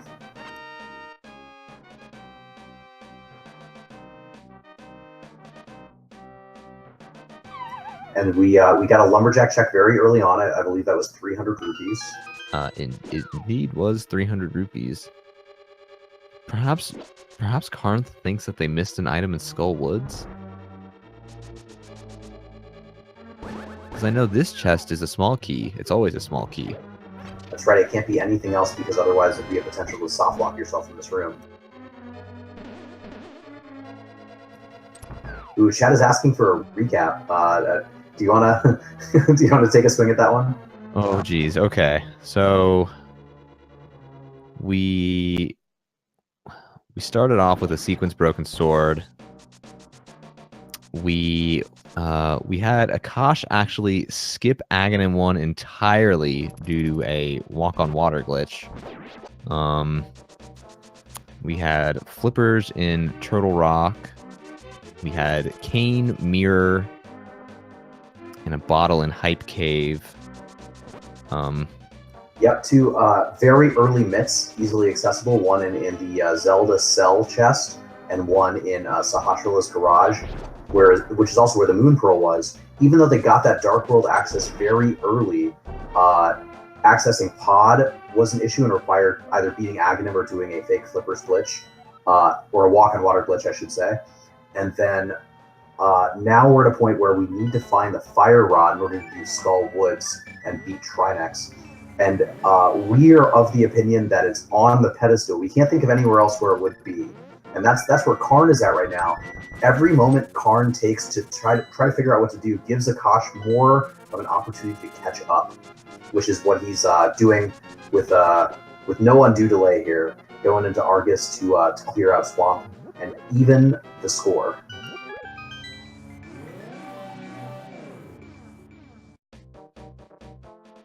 Yeah, I'm sure Carnath was looking at that map, and then they see that pendant at Thieves Town, and they're probably thinking, oh shoot, I need to go there. Ooh, chat pointing out something that something that's easy to forget here is that Aghanim was not actually required. Neither runner went to Meyer when they were able to, or as soon as they were able to. Meyer had the hammer, so it was not technically required to do Aghanim to get to Pod. They could have just gotten the hammer from Meyer and gone across that bridge. Yes, that is true. However, seeing that I guess Aghanim skip glitch was actually really cool. Yeah, I'd never seen that before. That was pretty awesome.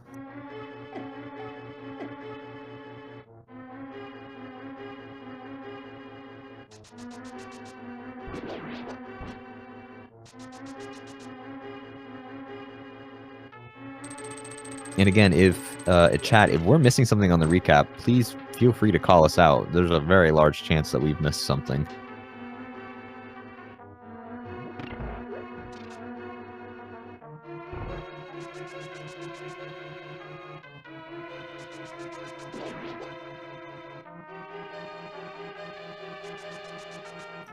Yep, Karn is coming up to this top floor Thieves Town room.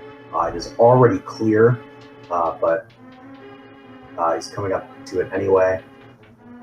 It's easy to forget what resets when you leave a dungeon and what doesn't. My guess is that he thought that he needed to bomb the floor again to let the light through to transform Blind into a monster.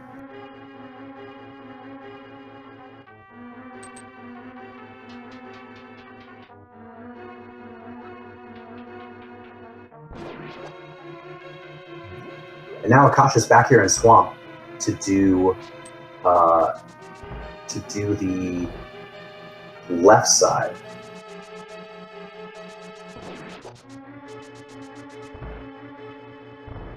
Oh, is my voice echoing? I apologize. I didn't know that. This is Three Ducks, by the way. And I'm Little Gabe's. So, how's everyone doing right now?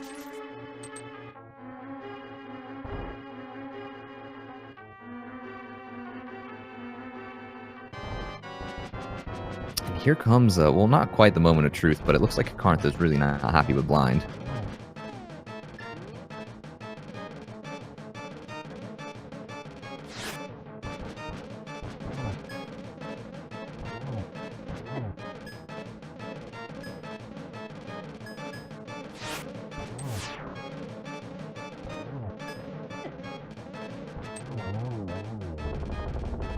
And here's the moment of truth. Does Blind have the fire rod? Fortunately not. Yeah, it looks like chat was correct when they told us that all of the items in Thieves Town were already found.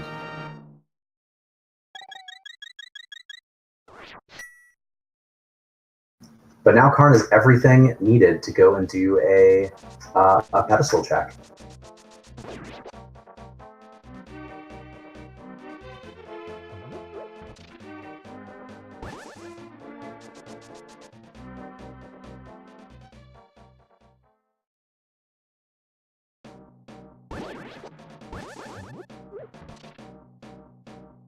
So chat, if you have any form of hype emote, please have them ready to be spammed once this pedestal is pulled.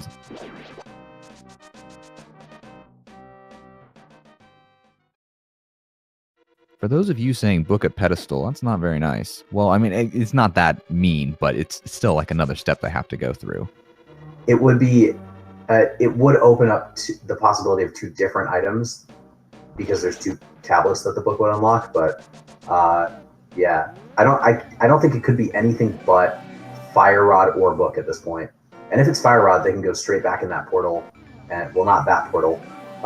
They can go straight back in the portal and do Skull Woods.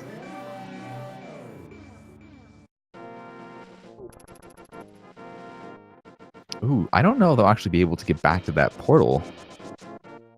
No, that's really unfortunate placement. But here it comes, the moment of truth, everyone. Let's see what's on the pedestal.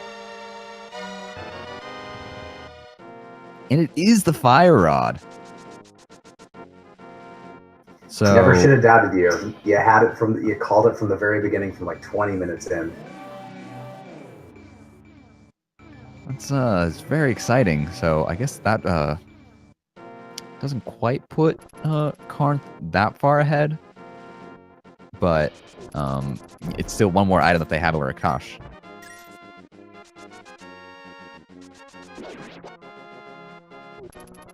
Wait, but but armed with that, oh, because they can't use the portal, they need to go back.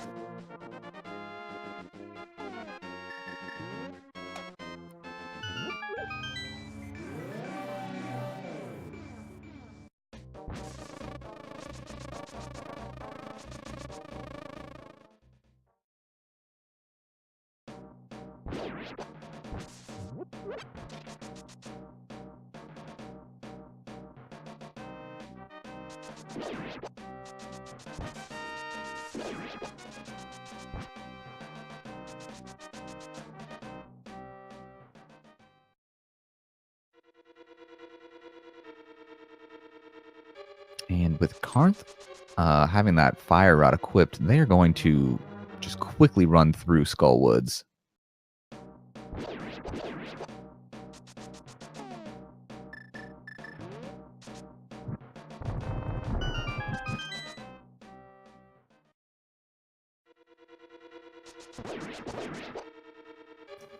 Akash getting that blind fight done. Someone in chat suggested that Akash might be about 3 minutes behind. I think that's gotta be close to what this is. It's 3 to 5 minutes, maybe even less. Because this good fight, by the way, good blind fight. This pendant, then straight to the pedestal, and with good placement of the portal, can go straight into Skull Woods and finish that up.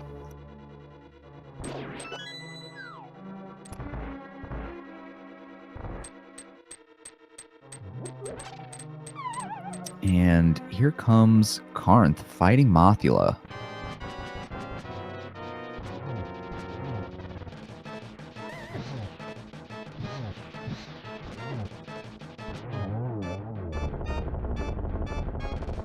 And Mothula went down really quickly.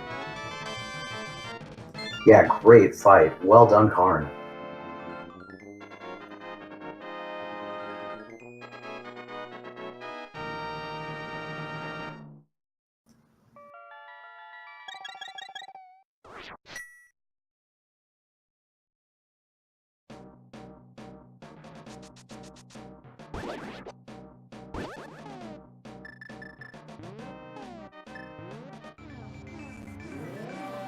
And let's get some pedestal hype for Akash.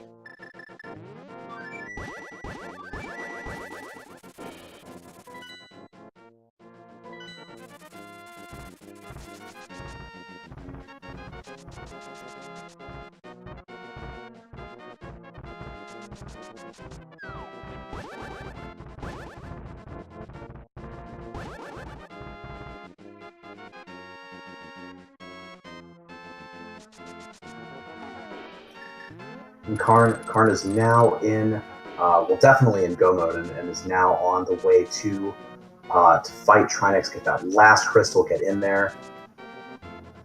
Nice, and Akash is going into Skull Woods. Here we go.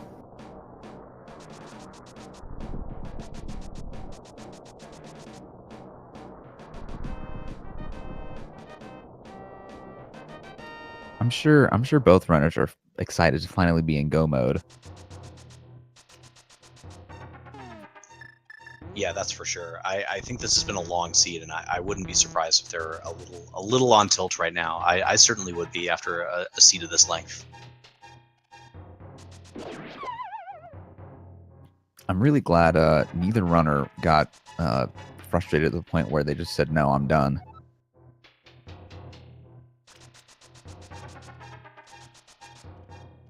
Yeah, you know, I'm very impressed with the community that at how rarely that happens, even in, you know, even with mistakes that put a person very clearly behind. People generally want to see through to the end of their seed, see through to the end of their run, and I think that's great. That's really great to see.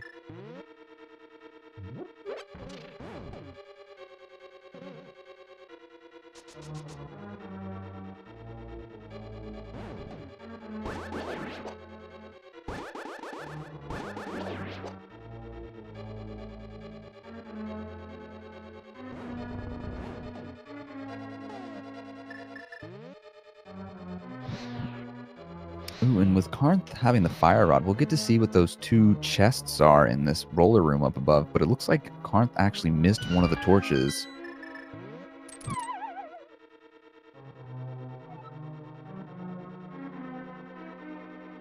But they did make it in time.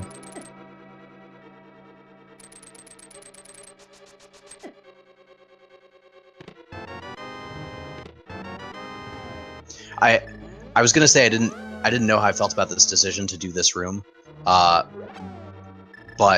that's the factor that they didn't have before. That's the single key that they needed to be able to get further in Turtle Rock than they got last time. So, yeah, well done, good move. And they found that Quake medallion. I mean, they don't have to have the Quake medallion, but some runners actually like to use a variety of the medallions throughout the gauntlet.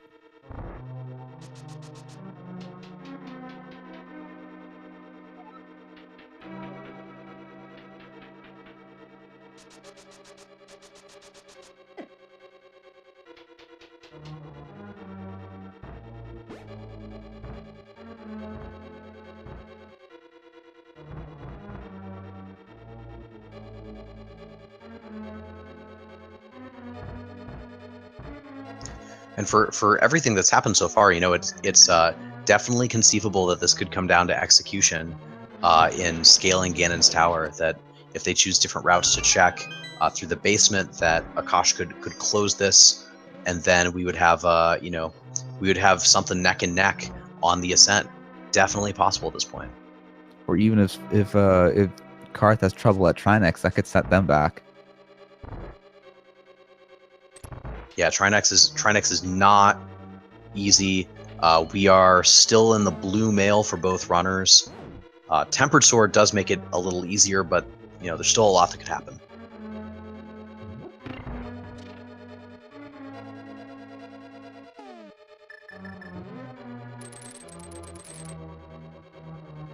And Karth actually using those iframes on the hookshot to avoid the fire stick and picking up that full magic.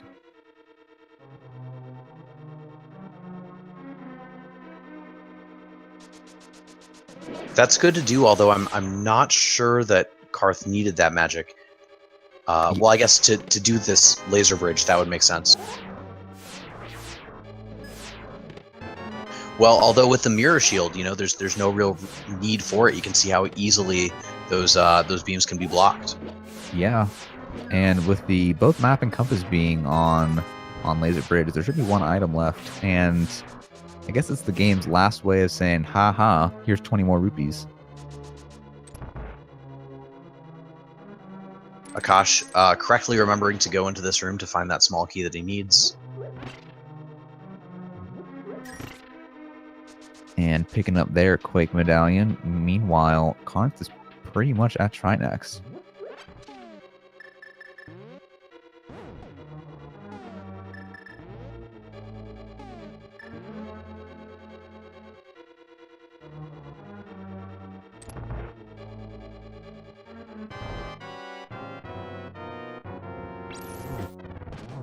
All right, the Trinex fight. Nice. Good switch if he gets this last hit. There it is. Nicely done. Getting the item switch before the head starts exploding is important, because when the head is blowing up, you can't pause the game. However, they did miss the timing on the ice head, so they do face a little bit of ice on the ground. Yeah, that can be really tricky when the last head starts squirming around. Hopefully Tempered Sword will make it so they don't have to spend much time chasing it around.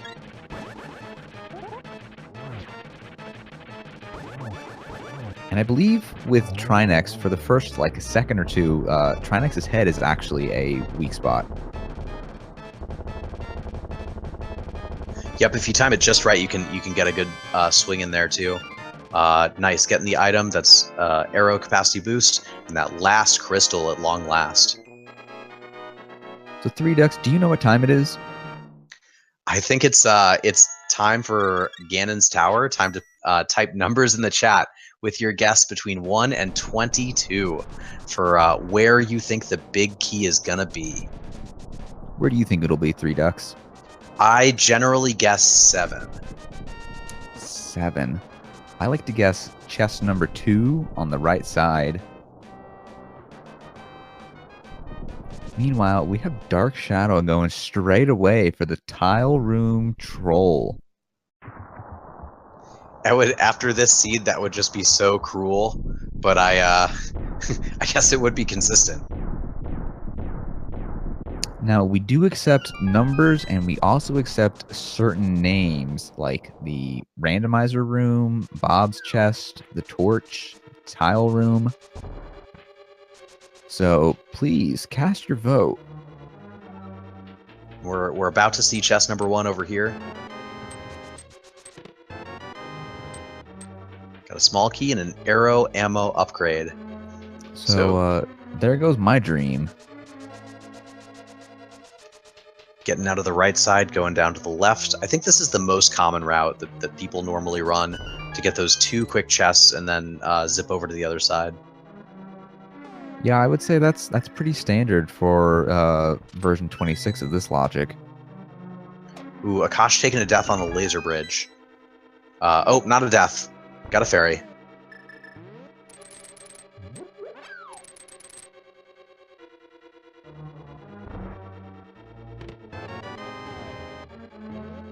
Ooh, so if you guessed number 4, you are correct. You win the prize of being correct. And Karn checked the rest of the chests in that room. I guess looking for red mail or butter sword. Didn't find either. Mirrored out, going up the tower. I think Akash had to have been, or if he could have seen this, he would have been rooting for a longer Ganon's Tower to give him more time to potentially catch up. But now Karn is on the warpath on his way to finishing the game, and Akash is starting his Trinex fight. Fortunately, Akash won't have to search too much for that big key. Unless they take the right side full gamble, then they might be in for a bad time. Which I've heard someone say that Karn is doing really great on this gauntlet. I've heard someone say that if you think you're behind, you should do the right side for the chance to catch up with somebody who guesses left side and is wrong. Hopefully Akash does not do that. Yeah, I mean, left side is incredibly standard.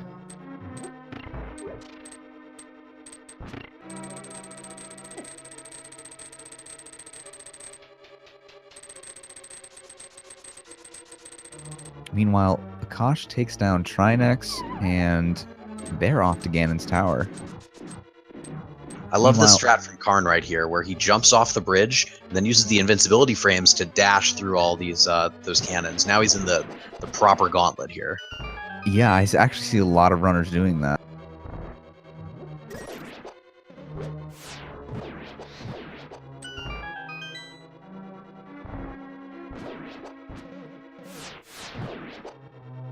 Fire Rod is a good tool for this part. It doesn't get blocked by those spikes, I don't think.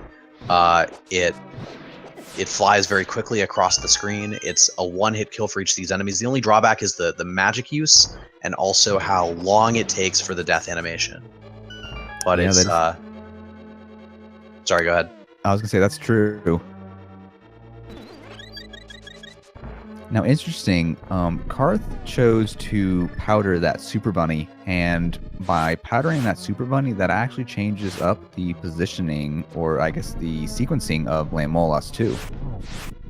Yeah, you can see they're all going, they're a lot harder to predict in that.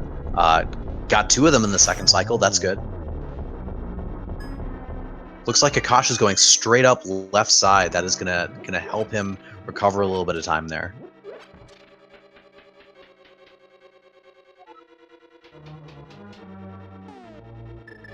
And here come the Cane Strats rooms.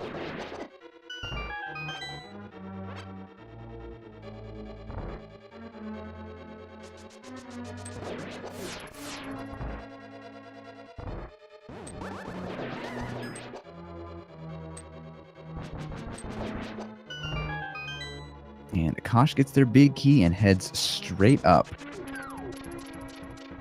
Good basement for Akash.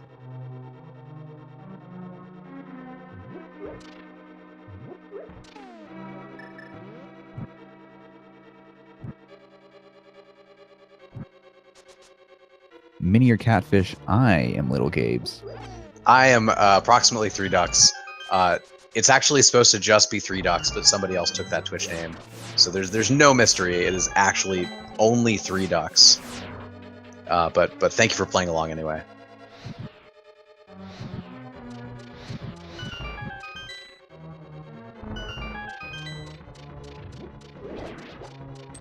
Karn does not need a key from these little mini Helmasaurs, but he's gonna take him down anyway and check these chests.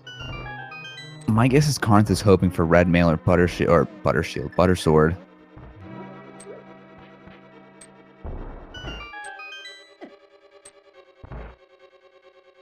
Which, I mean, especially with the red mail, I don't blame them. Those Ganon hugs do a lot. Yeah, they sure do. They sure do. And I'm not sure what. Wow, nice, that butter sword coming in at the last moment. Not sure what's left that for Karn in terms of bottles, but if you're heading into Ganon with nothing in them, you're gonna want the red mail. However, that butter sword makes Moldworm 2 very easy, and here we have the last chest in Ganon's Tower, and it contains the compass.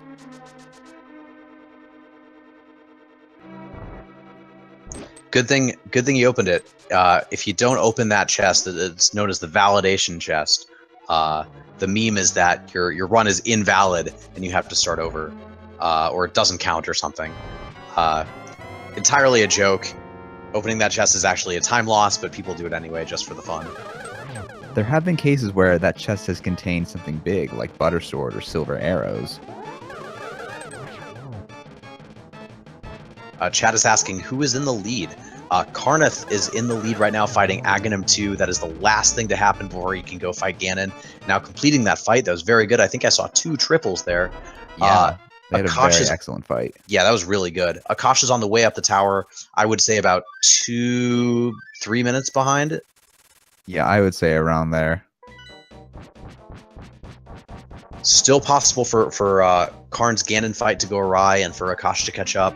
If Karn plays this, takes it slow and plays it carefully, this should be something that Karn can wrap up here. Yeah, the only thing that I could really see setting them back is if they take a fall, if they die and don't have any safeties. Yep, and that Ganon fall always happens at the moment where you stop thinking about it. So it's always important to be cognizant of where the edge of that pit is when you're fighting Ganon, to take it slow. Or not slow, but careful. But it looks like Carnath is, they're just kind of chugging away. Butter made real quick work of that second Ganon phase there.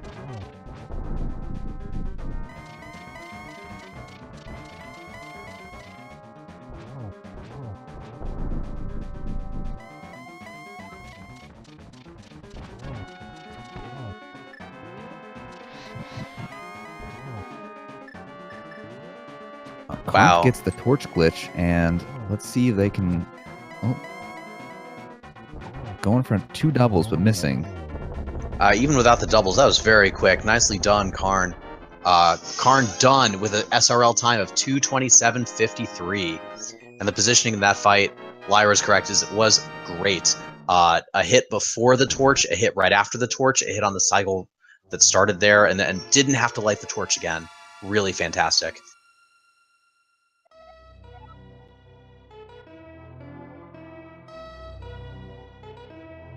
Let's see if we can get Carnath in for an interview.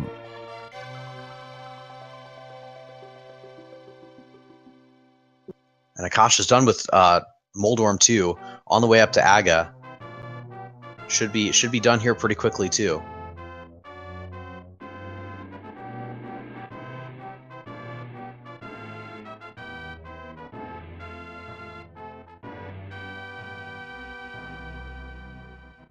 And I believe we are actually joined by Carnath right now. Congratulations. How are you feeling?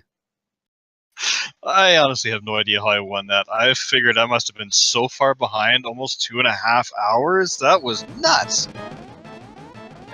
Yeah, it was definitely one heck of a seed.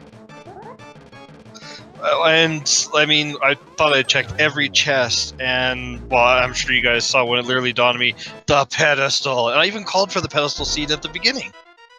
Yep, my favorite moment was watching you in the flute menu, scrolling through 1 through 8. We could see your thought process as you were trying to decide where to go. And that was a really intricate seed, pretty much 100% clear. What was going through your head when you were made the decision that you wanted to do Aghanim's tower? That's the point that's most interesting to me. Honestly, I was like, I couldn't find, well, the hammer was the key item, of course. I couldn't find it anywhere. I'm like, it's got to be vanilla, so I figured, well, let's get that done. Now, kind of interesting, you chose to do Aghanim 1. Oh, Aghanim wasn't required, but your opponent actually did an Aghanim skip where they were dashing right on the edge of some holes in Skull Woods, and then they did a water walk glitch that let them go to the other side of Dark World. I've heard of that glitch, but I've never actually practiced it or know really how to do it, so I was kind of stuck. It was interesting to see, and it was actually I think we determined it was a small time save over doing Aghanim, But it was neither you nor your opponent checked Meyer to find the hammer before concluding that this was an Aghanim required seed. And honestly, I completely forgot about Meyer for the longest time. I don't know why I didn't check it sooner, but well, it is what it is. I gotta say, your execution on the Aghanim fight and the Ganon fight were both phenomenal. You really did a good job with that Ganon. Well, thanks. I've never had them line up that nicely before.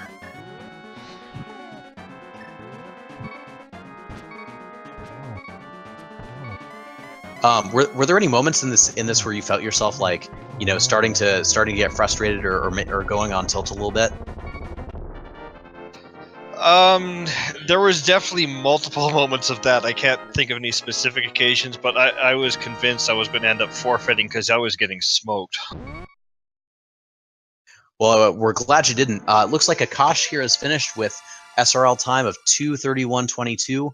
We'll see if we can get Akash in here for an interview as well. Yeah, that was a great run. Congratulations, Karn. GG to both you and Akash. A really trolly seed, but you stuck it out, and we're glad we got to watch it with you. Oh man, that was a lot going on there. I don't envy that experience of playing that long seed there. Oh, yeah. However, we did receive a Y from Akash, so we will be joined by them shortly. And we are actually joined by them now. Congratulations.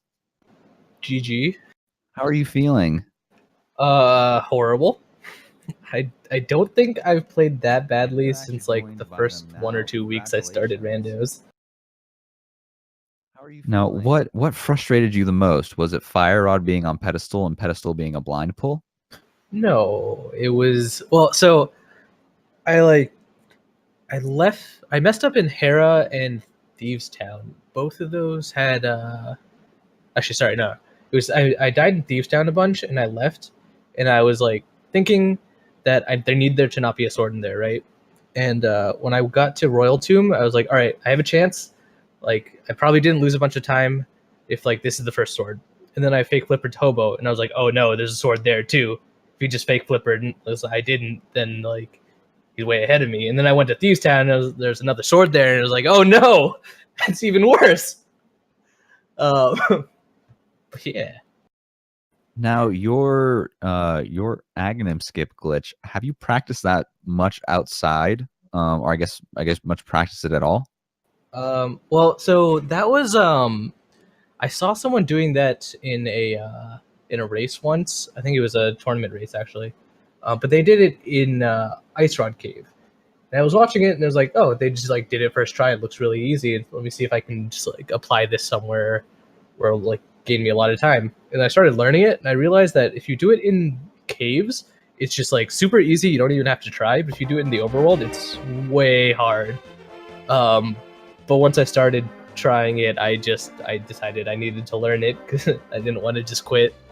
But yeah, I spent one day, like a few hours, practicing it, and I've never gotten to use it before, and I shouldn't have used it there.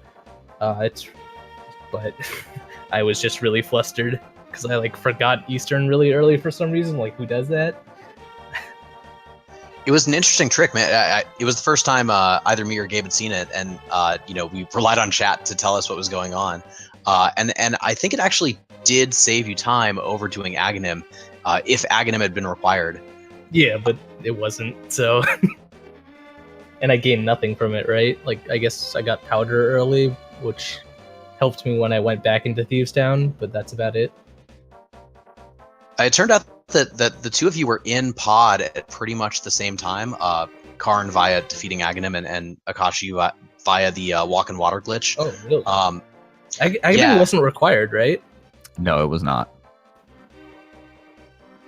And the reason it wasn't required is because of the hammer was in Meyer, but to get there you needed the Bombos tablet. And Akash, that was I think the moment that made the difference when you had to go and do go back to Hera and do Moldorm again to get the Bombos tablet.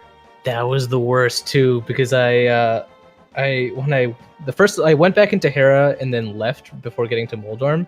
because I opened the menu and I saw that I didn't have the compass, and I forgot that it was the one on the floor. And I was just like, I guess I just marked down my HUD wrong. I just actually got both the items and forgot and left. And that would have saved me a bunch of time.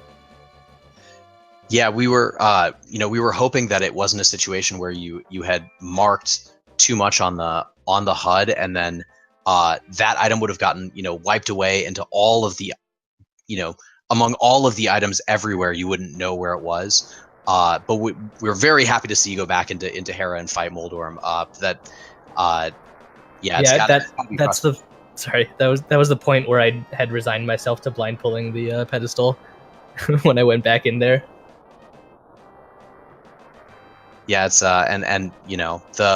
everyone hates doing mire, so I can definitely see why both of you would have been more hesitant to go into the mire. Until the moment of last resort. Nothing left. Now, I believe we actually have a question from chat. Did either of you have a brain meltdown during the logic on this seed? I don't know if it was the logic, but my brain definitely melted. Oh yeah, again, I'm not sure about the logic, but I definitely had some brain fart moments. Well, do you have any final thoughts or final comments about this seed? Yeah, well, I have a question. Was that Zebra Unicorn or Lanxian that asked that question? Because I know it was one of those two. That was actually our tracker, Lyra. Oh, okay. Gotta say, you guys, oh, sorry, go ahead, Akash. That was it. Well, I gotta say, shout outs to both of you guys for keeping it together through that seed. That was very, very long, and I could tell, there are definitely moments of visible frustration of like running around in circles, but both of you completed the seed, even no matter what it threw at you, and great job to both of you. Everyone who's here, follow the runners, follow our tracker, follow our restreamer, and definitely tune in. Akash, I think you have a match against Magnan 17 coming up this Thursday. Yep, same time. Awesome, and I think that's going to be that could potentially set up at this point a three-way tiebreaker race. So yep. Best of luck, Akash, in that. I really hope we get to see that super hype three-way tiebreaker. Because maybe both. Yeah, you bet I'll be watching that. Well, if no one has any more comments or thoughts, I guess we'll bring this secondary tournament race to an end. Thank you very much to our runners for letting us commentate over their race. Thank you to Lyra for tracking, and Dark Shadows 59 for the restream. We appreciate everything that you guys have done very much, and I guess with that being said, we will catch you tomorrow for some more Randomizer. Have a good evening, everyone. Thanks for the restream, guys. Thank you. Good night.